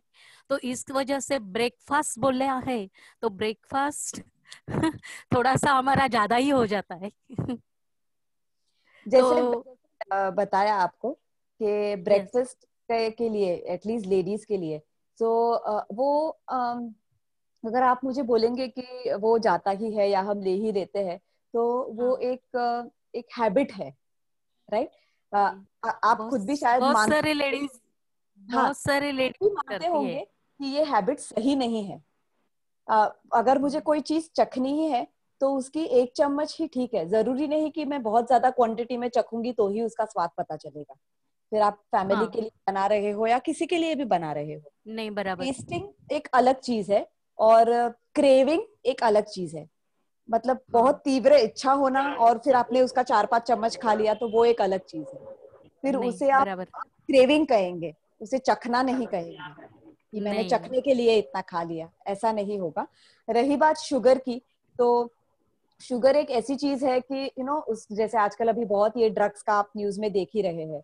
तो मेरे हिसाब से if you ask me, sugar is one drug, it is a kind of drug only, जो बहुत लूजली काउंटर्स पे अवेलेबल है। If you ask me, it is a kind of drug. क्योंकि कैसा है कि अगर आप एक चम्मच शक्कर लेते हैं तो you are never satisfied with 1 teaspoon, और लेना है और खाना है। हम एक कभी ऐसा हुआ कि हमने एक वाटी खीर खा ली और लगा बस आज बहुत ज्यादा खा लिया, ऐसा नहीं होता। हम वो खाते ही जाते हैं और फिर क्या डाइट खीर कहाँ खत्म हो जाती है हमें पता नहीं चलता। क्यों ऐसा होता है? Because sugar is also a type of addiction. Sugar एक 100% एडिक्शन है। सो कोशिश कीजिए कि आप चाय पीजिए, चाय में एक चम्मच शुगर कोई नुकसान नहीं कर रही है, बट कोशिश कीजिए कि अगर आप 2 डालते थे तो आप धीरे धीरे 1 पे आइए, 1 डालते थे तो धीरे धीरे आधे पे आइए। और मैं बता रही हूँ आपको कि मुझे 2 साल लग गए मेरी कॉफी बिना शुगर के पीने की। इट टुक मी टाइम, मुझे खुद भी टाइम लगा है, बट अब ऐसा है कि since 2 years I am taking coffee without sugar, and अब मुझे वही टेस्ट अच्छा लगता है। अब शायद शुगर के साथ लूंगी तो शायद मुझे लगेगा कि मैंने कुछ अलग पिया है। नहीं बराबर। It's matter of habit. और इसीलिए मैं बोलती हूँ कि छोटी छोटी चीजें बदलने की कोशिश कीजिए। एकदम से चाय में शुगर बंद मत कर दीजिए, बट कोशिश कीजिए कि मैं कम करूं। अगर मैं 4 कप दिन में पीती हूँ तो मैं धीरे धीरे 3 करूं, फिर 1 करूं। यस। और मैडम और एक क्वेश्चन मेरा। हेलो। यस। हाँ, दूसरा ये है कि पीरियड्स के टाइम हर लेडीज को इतना प्रॉब्लम नहीं आता होगा, किसी किसी को आता है, उनका डाइट ही चेंज हो जाता है 4-5 दिन के लिए, तो फिर कवर करने के लिए उनको बहुत तकलीफ होती है। डाइट चेंज हो जाता है मतलब यानी खाना नहीं जाता है, या वो भी लेडीज को बहुत प्रॉब्लम हो जाता है। दूसरी बात ये कि अच्छा सैनिटरी यूज करना चाहिए, क्या यूज करते उस हिसाब से भी अपने बीमारियां बढ़ रही है, उस हिसाब से लेडीज को बहुत सारी फेस करना पड़ रहा है अभी। तो उनके डाइट के ऊपर बहुत ये हो जाता है कि दिन भर वो खाना नहीं खाते, पेट में दुखता है, सोते रहते हैं 4-5 दिन। लेडीज का मैं सोशल वर्कर हूँ, ज्यादातर लेडीज के साथ रहती हूँ, तो हमारे ग्रुप में रोज तो मैं 4-5 लोगों को देखती हूँ कि उनको बहुत तकलीफ सहनी पड़ती है। तो मैं हाँ बताइए। मैं आपको सजेस्ट करूंगी कि आप उनको बोलिए कि पीरियड्स के लिए जैसे मैंने बताया कि धीरे धीरे वो भी अपनी लाइफस्टाइल में थोड़ा चेंजेस लाना शुरू करे। जैसे एक कोई उम्र नहीं है एक्सरसाइज करने की, तो पीरियड के पेन के लिए भी काफी सारे ऐसे आसन है जो वो लोग कर सकते हैं, जिससे कि पीरियड पेन में उनको रिलीफ मिलेगी। और खाना जैसे मैंने आपको बताया कि अगर नॉर्मल घर का ही खाना अगर वो लोग खाएंगे, भले कम खाए लेकिन घर का खाना अगर खाएंगे तो धीरे धीरे उनको ये तकलीफ कम हो जाएगी। नॉर्मली पीरियड्स में काफी सारी लड़कियां क्या करती है, उनको क्रेविंग काफी हो जाती है, फिर बाहर का खाना, चॉकलेट वगैरह, आइसक्रीम खा लिया, वो सब बहुत ज्यादा हो जाता है, तो वो नुकसान करता है। हाँ जी। उनको मैं बोलूंगी कि उनका कैल्शियम और फॉलिक एसिड ये बहुत जरूरी है उनके लिए। तो आप कोशिश कीजिए कि आप उन तक वो सप्लीमेंट्स पहुंचा पाए कैल्शियम और फॉलिक एसिड के। वो जरूरी है क्योंकि ब्लीडिंग होता है, शरीर में कमजोरी आती है, तो उस वजह से भी तकलीफ होती है। तो उनके लिए कैल्शियम, विटामिन D3 हुआ, फॉलिक एसिड हुआ, ये सब बहुत जरूरी है। और ये सब भी जब शरीर में अगर इनकी मात्रा कम होती है तो भूख कम लगती है या वजन बढ़ जाता है, ये सब तकलीफें होती है विटामिन डेफिशिएंसी होने की वजह से।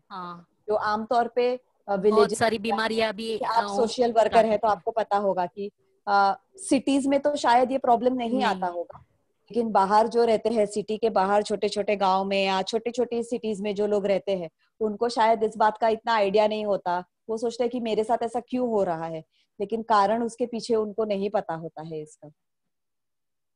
और बहुत सारी फीमेल्स को शायद अभी भी किचन में एंट्री नहीं होती है उस दौरान, तो उनको जो अच्छा लगता है या वो जो नॉर्मली खाते हैं वो उस तरीके से बना नहीं पाते हैं, तो जो उनको मिलता है वही उनको खाना पड़ता है। तो धीरे धीरे अगर इसमें भी बदलाव लाने की कोशिश करेंगे तो डेफिनेटली ये सब प्रॉब्लम में भी उनको राहत मिलेगी।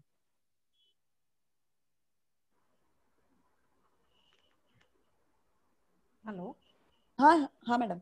हाँ, अच्छा, मुझे एक सवाल था कि बच्चों को जो प्रोटीन देना रहता है वो कितनी मात्रा में या किस तरह से दिया जाए? अभी जैसे 10-12 साल का बच्चा है, अब उनका भी एक पीरियड ये रहता है कि उनमें भी डेवलपमेंट्स आती हैं, तो उनको ग्रोइंग पेन होता है कितनी बार, तो उन चीजों के लिए हमको क्या करना चाहिए?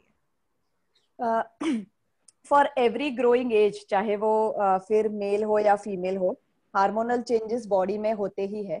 फीमेल्स में ज्यादा होते हैं क्योंकि फीमेल्स में प्यूबर्टी आती है, फिर मेंस्ट्रुअल साइकिल शुरू हो जाता है। तो एक सही एज तक, जैसे 10 या 12 साल तक सभी बच्चों की रिक्वायरमेंट एक जैसी रहती है, फिर वो प्रोटीन की हो, कार्बोहाइड्रेट की हो या फैट की हो। लेकिन जैसे जैसे एज बढ़ती है, जैसे फीमेल्स में, तो फीमेल्स की न्यूट्रिशनल रिक्वायरमेंट मेल से अलग हो जाती है, बिकॉज फीमेल में एक बहुत बड़ा चेंज आता है उस उम्र के बाद, जो होता है प्यूबर्टी या मेनार्क जिसे बोलते हैं, जहां से मेंस्ट्रुअल साइकिल या मेंसेस की साइकिल स्टार्ट होती है। मेंस्ट्रुअल साइकिल क्या बोलेंगे उसे हिंदी में, महीना जो आता है हर पाड़ी जैसा हाँ, तो वो जैसे स्टार्ट होती है तो बॉडी की न्यूट्रिशनल रिक्वायरमेंट फीमेल्स की अलग हो जाती है। जैसे फॉलिक एसिड या कैल्शियम आप देखेंगे तो वो मेल्स को जरूरत नहीं है या बढ़ते मेल्स को जरूरत नहीं है, बट फीमेल्स को है। सो जैसे दूध हुआ, दही हुआ, पनीर हुआ, ये सब चीजों में कैल्शियम, नाचनी, ये सब चीजों में कैल्शियम वगैरह काफी होता है। सो देखना है कि हम उसे इंक्लूड करें बच्चों के डाइट में, ये ज्यादा जरूरी है। एंड ये जो 8-9 साल 10 साल की जो एज होती है ना, वो एज काफी क्रूशियल एज है। अगर आप राइट ईटिंग हैबिट्स जिसे बोलते हैं, ये एक वो एज है जिसमें राइट ईटिंग हैबिट्स का एक फाउंडेशन डेवलप होता है। So this is the age जब आप उनमें वो हैबिट्स कल्टीवेट कर पाएंगे, राइट। ये एज है जब अगर आप उनको समझाएंगे ना कि ये चावल अच्छा है और ये पास्ता अच्छा नहीं है, तो शायद ये उम्र में वो समझ भी जाएंगे और आगे चल के उनके लिए अच्छा होगा कि वो सही खाना चुने और वो गलत चीजों गलों में या गलत चीजें न ले। और इसके लिए जरूरी भी है कि सबसे पहले एज अ मदर आप वो चीजें फॉलो करें, राइट। सो अगर आप सैलेड खाएंगे, आप खिचड़ी खाएंगे या दाल चावल खाएंगे, तो आपके बच्चे देख रहे हैं, और ये इसी उम्र के बच्चे जब देखते हैं तो वो बड़े होकर भी वही चीजें डेवलप करते हैं। Like if you ask me, my son is 5 years, so 5 साल 6 साल के बच्चे भी मैंने देखे हैं कि उन्हें पास्ता पिज्जा बहुत पसंद है। बट कैसा है कि my son has never seen me eating all these things। मतलब जब वो मेरे साथ खाने बैठता है तो he is saying कि अगर मैं उसे रोटी सब्जी खिला रही हूँ तो मैं भी वही खा रही हूँ, I am not eating anything different। So वो भी वही चीजें यूज टू, इसलिए शायद मुझे उसे खिचड़ी खिलाने में मुझे तकलीफ नहीं होती, बिकॉज वो देख रहा है कि मैं भी वही खा रही हूँ, और हमेशा से उसने देखा है कि जो मैंने खाया है वही मैंने उसे खिलाया है. So there is a difference, and no उसने भी वही हैबिट डेवलप की है. सो इट इज ओके, धीरे धीरे चेंजेस आएंगे. मे बी शायद बच्चे बड़े हो जाते हैं तो उनके अपनी चॉइसेस होती है, उनके अपने टेस्ट होते हैं. But believe me, if your foundation is strong and if you have cultivated right habits, definitely in long run उनके फूड सिलेक्शन में आप फर्क देखेंगे. शायद वो पास्ता एंजॉय करे, but he will actually enjoy pasta. वो क्रेविंग नहीं हो जाएगा कि बाउल ऑफ पास्ता देखा तो फटाफट खाने लगे, नहीं. वो एक एंजॉयमेंट होगा. और जैसे हम बाहर का फूड कैसे एंजॉय करते हैं, तो एंजॉय करना चाहिए, बाहर भी खाना चाहिए. ऐसा नहीं है कि हेल्दी फूड मतलब सब कुछ जो हम बाहर जा ही नहीं सकते, या जो घर पे सादा खाना बनाकर ही खाना है, ऐसा नहीं है. वैरायटी हम उसमें भी बना सकते हैं, लेकिन कोशिश करनी है कि हम उसमें बेस जो है उसका वो स्ट्रांग रखें. अगर फाउंडेशन स्ट्रांग है, राइट ईटिंग हैबिट्स एक पर्टिकुलर एज से डेवलप हो जाएगी, तो आगे चल के तकलीफ कम होगी राइट फूड को सिलेक्ट करने में. One more question. ऐसा था कि मतलब अभी जैसे आपको पता है कि मेरी कैंसर की ट्रीटमेंट अभी मेरी ख़त्म हुई है, हार्डली 2-3 महीने हुए हैं. तो उसमें काफ़ी जनों ने मुझे कहा कि शक्कर अवॉइड करो, शक्कर नहीं खाना चाहिए, या शक्कर खाने की वजह से चीज़ें वापस ये होती हैं. हेलो. हाँ,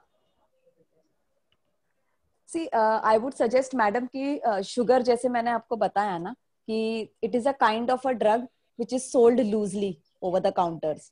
मतलब वो एक ऐसा ड्रग है जिसके यू नो मार्केटिंग में कोई पाबंदी नहीं है. बहुत अच्छे से मार्केट होता है और बहुत अच्छे से मिल भी जाता है. So yes, sugar is not good for your body, and specially ये सब ट्रीटमेंट्स में कैसा होता है कि it is important that you take care of your health. So आपके लिए भी एक you know protein is important. So make sure that you are taking good amount of protein. और आपके लिए भी यही बोलूंगी कि शुगर मतलब प्रोसेस्ड चीज में से जो शुगर आती है उसे आप कम करने की कोशिश कीजिए. जैसे चाय में आपने एक आधा चम्मच डाल के पी लिया चाय, तो वो उतना नुकसान नहीं करेगी. बट जनरली हम शुगर को हमेशा यू नो आप देखेंगे तो हम प्रोसेस्ड चीज में से शुगर हम ज्यादा कंज्यूम कर लेते हैं. शायद हम चाय में उतनी शुगर नहीं लेते जितना हम प्रोसेस्ड फूड में से ले लेते हैं. तो for you I would suggest कि चाय का प्रॉब्लम नहीं है अगर आप शक्कर के साथ ले रहे हैं तो, बट एक्सेस शुगर जैसे बेकरी प्रोडक्ट्स, ब्रेड या बिस्किट्स या चिप्स या उसमें से जो भी शुगर आती है वो आप कंप्लीटली बंद कर दीजिए. वो आपको ज्यादा हेल्थ बेनिफिट्स देगी. So to some extent they are right, but they are right when मतलब कंप्लीटली बंद कर दो तो उनका ये मतलब है कि प्रोसेस्ड शुगर जो होती है उससे बंद कर दीजिए.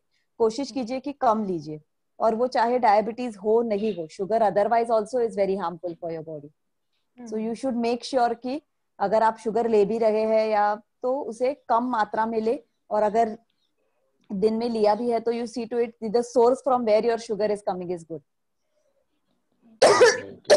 फिर ऐसा नहीं है कि आप शुगर को मैंने शुगर बंद कर दिया, अभी मैं गुड़ वाली चाय पीती हूँ. ऐसा नहीं है. गुड़ लो या शक्कर लो, दोनों में कैलोरी सेम ही है. और अगर आप कहेंगे कि गुड़ के फायदे ज्यादा है तो पालक में भी आयरन है, बीट में भी आयरन है. जरूरी नहीं कि वो आयरन आपको गुड़ से ही मिले. आयरन आपको बीट भी देगा, पालक भी देगा. ओके. और जिस आयरन का एक्सक्यूज देकर हम जो जैगरी लेते हैं, तो उससे अच्छा तो बेटर है कि आयरन की टैबलेट ले लो, वो ज्यादा बेटर है रेदर देन एक्स्ट्रा आयरन के नाम पे वो जैगरी कंज्यूम करने से.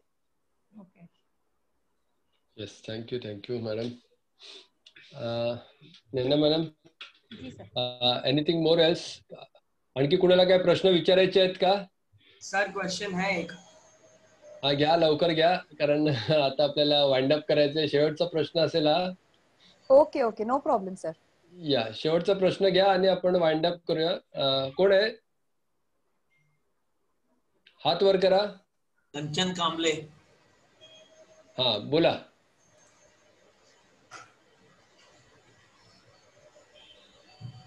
Hello Kanchan. Unmute Kanchan Kamble. She is unmute. Yeah, now it's unmute. Okay, fine. आवाज आ रही है मेरी? आ रही है, बोलिए बोलिए. हाँ, नमस्कार मैडम. नमस्कार. हाँ, एक्चुअली मेरा क्वेश्चन यही था, मतलब जो आपने पहले ही बता दिया कि शुगर के बदले जो जैगरी खाते हैं, तो मुझे पहले ही बता दिया, तो मुझे पता चला. और इवन आपने जो इन्फॉर्मेशन दिया और डेली की हम लोग फॉलो अप कर रहे हैं. मेरा बेटा भी न्यूट्रिशन डाइटिशियन स्पेशलिस्ट है. Very nice. ओके. हाँ, एंड उसने खालसा कॉलेज से अपना ये किया है न्यूट्रास्यूटिकल MSc फर्स्ट क्लास. तो nice. जो आपने जो इन्फॉर्मेशन दिया और डेली का डेली हम लोग फॉलो अप कर रहे हैं. और हम लोग IFDC WC से जो प्रोग्राम ये आज आपने किया है, उसके लिए thank you very much. Actually दूसरे आशा मैडम है, उनका क्वेश्चन था लेकिन मुझे इस पे आ गया. तो आशा मैडम आप कंटिन्यू कीजिए. Thank you so much. Thank you. Naina ma'am ji. हाँ जी. Hello madam, one question from my side. Yes, tell me. Actually ये पर्सनली मेरा क्वेश्चन नहीं, लेकिन सबके लिए है कि अभी कोविड-19 की सिचुएशन है. तो as a anti Covid force जब मैं इंट्रोड्यूस करता हूँ या फिर इम्यूनिटी बूस्टिंग के लिए जब गाइड करते हैं हम लोग, तो बहुत लोगों से हमें ये पता चल रहा है कि वो सिर्फ काढ़ा ही कर रहे हैं जो कि आयुर्वेदिक है. लेकिन उनको ये मालूम नहीं है कि ज्यादा आयुर्वेदिक मतलब जो भी स्पाइसेस कंज्यूम कर रहे हैं वो भी उनके बॉडी के लिए डेंजरस है. सो उसके लिए आप थोड़ा गाइड कर सकते हो तो बेटर रहेगा. मेरे हिसाब से अगर आप पूछेंगे मुझे, तो मैं बोलूंगी कि ये जो भी कोविड के चलते ये जो नया वर्ड आया है इम्यूनिटी, यस राइट, तो वो इम्यूनिटी एक दिन में डेवलप नहीं होती है. आप इतने सालों से क्या खाते आए हैं, इतने सालों से आप क्या लाइफस्टाइल फॉलो करते आए हैं, इम्यूनिटी उससे डेवलप होती है, राइट. तो ऐसा नहीं है कि मैंने विटामिन सी का टैबलेट खा लिया, जिंकोविट का टैबलेट खा लिया, काढ़ा पी लिया तो मेरी इम्यूनिटी बढ़ गई. नहीं, अगर आप वो जिंकोविट टैबलेट खा रहे हैं, विटामिन सी खा रहे हैं, काढ़ा भी पी रहे हैं, लेकिन उसके साथ अगर आप बाहर का पिज्जा और पास्ता और क्या जो भी मिलता है, पैकेट का चिप्स है, वो सब खा रहे हैं, बिस्किट्स खा रहे हैं, मैदा खा रहे हैं, फिर चाहे वो कोई भी फॉर्म में आए मैदा. मैंने आजकल देखा था, मैं फेसबुक पे देखती थी, बहुत सारे लॉकडाउन में बिस्किट से केक्स बनाना शुरू हो गया है, नूडल्स का कुछ ना कुछ बनना शुरू हो गया है. तो वो सबसे कहाँ आपको इम्यूनिटी आएगी? So it is wrong actually. जो भी इम्यूनिटी है एक दिन में तो कभी भी डेवलप नहीं होती है. इम्यूनिटी को बढ़ने के लिए आप क्या खाते हैं, कैसा खाते हैं, वो जरूरी है. एक्सरसाइज करते हैं कि नहीं, इम्यूनिटी उससे बढ़ती है. अच्छे घर के खाने से इम्यूनिटी बढ़ती है. रोटी सब्जी दाल चावल सैलेड फ्रूट्स वो सब खाने से इम्यूनिटी बढ़ती है. एक दिन में काढ़ा पीने से या विटामिन की टैबलेट्स खाने से इम्यूनिटी नहीं बढ़ती. Thank you ma'am. Any questions? Yeah, okay, ma'am. Yeah, we should actually now wind up. Now it's 1.5 hours past. Okay. Thank you very much, Naina madam and Sudhir sir. It was really very nice और मुझे बहुत अच्छा लगा इन सब के साथ interact करके. Hope so we'll do some more like every month. And इन आप में से किसी को भी अगर personally भी अगर कुछ advice या कुछ चाहिए तो कभी भी आप मुझे कांटेक्ट कर सकते हैं. No problem. कांटेक्ट नंबर अगर आप थोड़ा बहुत भी इसे शुरू करके फॉलो कर पाएंगे तो आप डेफिनेटली आपके हेल्थ में इम्प्रूवमेंट देखेंगे. And thank you very much for inviting me. It was really very nice. Thank you very much. Thank you so much ma'am. It is upon you now. Yes. Hello. Yeah. Carry on. Yeah. So I hope सबको जो सवाल पूछने थे. Yeah. Mr. Vishal Anada is having one question. Come on, let's take his one question and wind up. Okay. Yeah. Mr. Vishal? Yeah, just unmute him. हाँ. Yeah. Sorry, namaste Morris sir and team. Yeah. Sorry for delay. थोड़ा late question है. I was saying that you are working. You're doing your work. Yes, I was working. Just अभी COVID का question था. So ma'am, I just want to ask you. I myself, I am a COVID patient. Yeah. Carry on.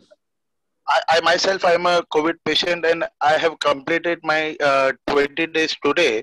लेकिन ये जो जिंकोविट और जो वगैरह medicine हम लेते हैं, तो मैंने लास्ट 4-5 डेज से मैंने चेक किया है कि जो भूख जो नॉर्मल लाइफ में मैं डेली जो करता था उससे ज्यादा अभी हर 2 घंटे में 3 घंटे में भूख लगती है।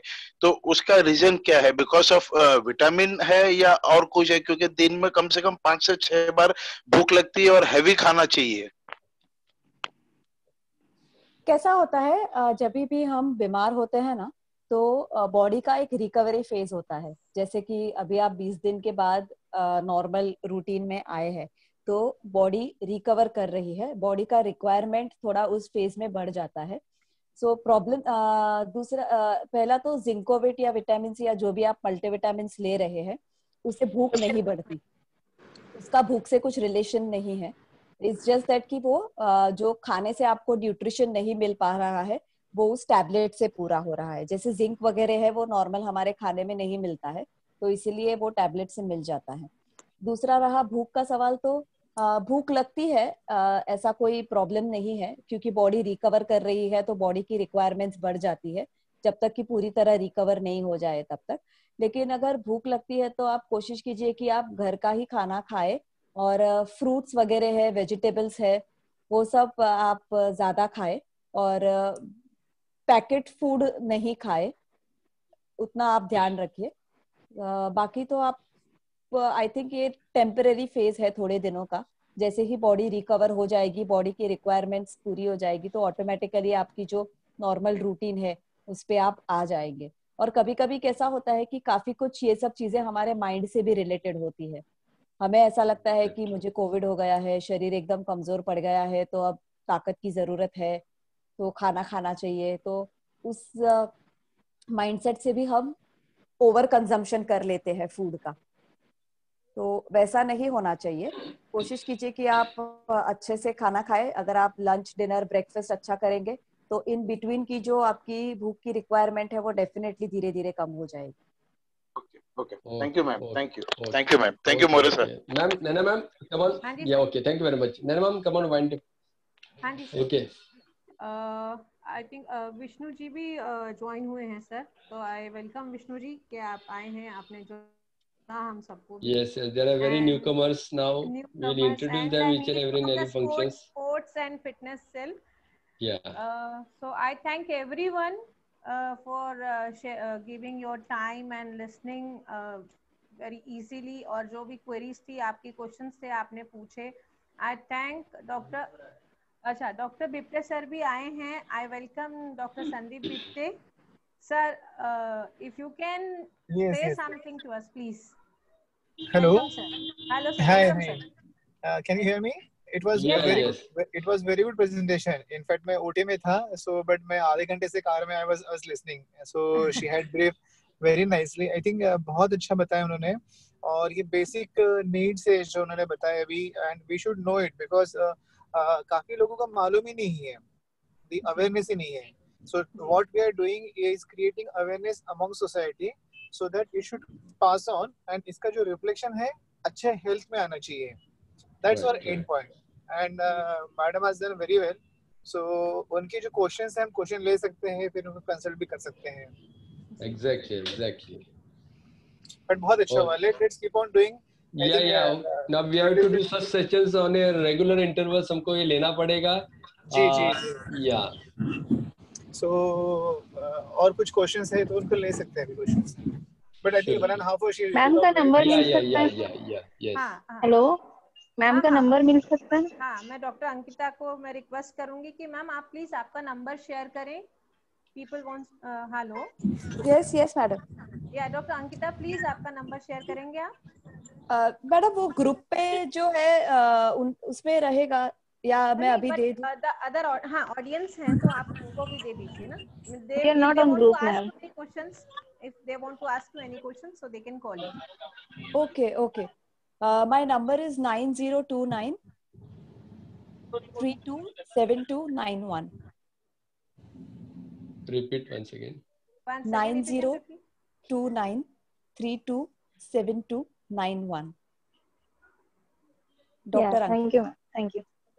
Okay. So I just thanks everyone to join. Thanks everyone for joining this, and we shall end this program with all the best things. हमने बहुत अच्छा ज्ञान लिया related to diet and all, और यही follow करते रहें. And then me and one of my Hello.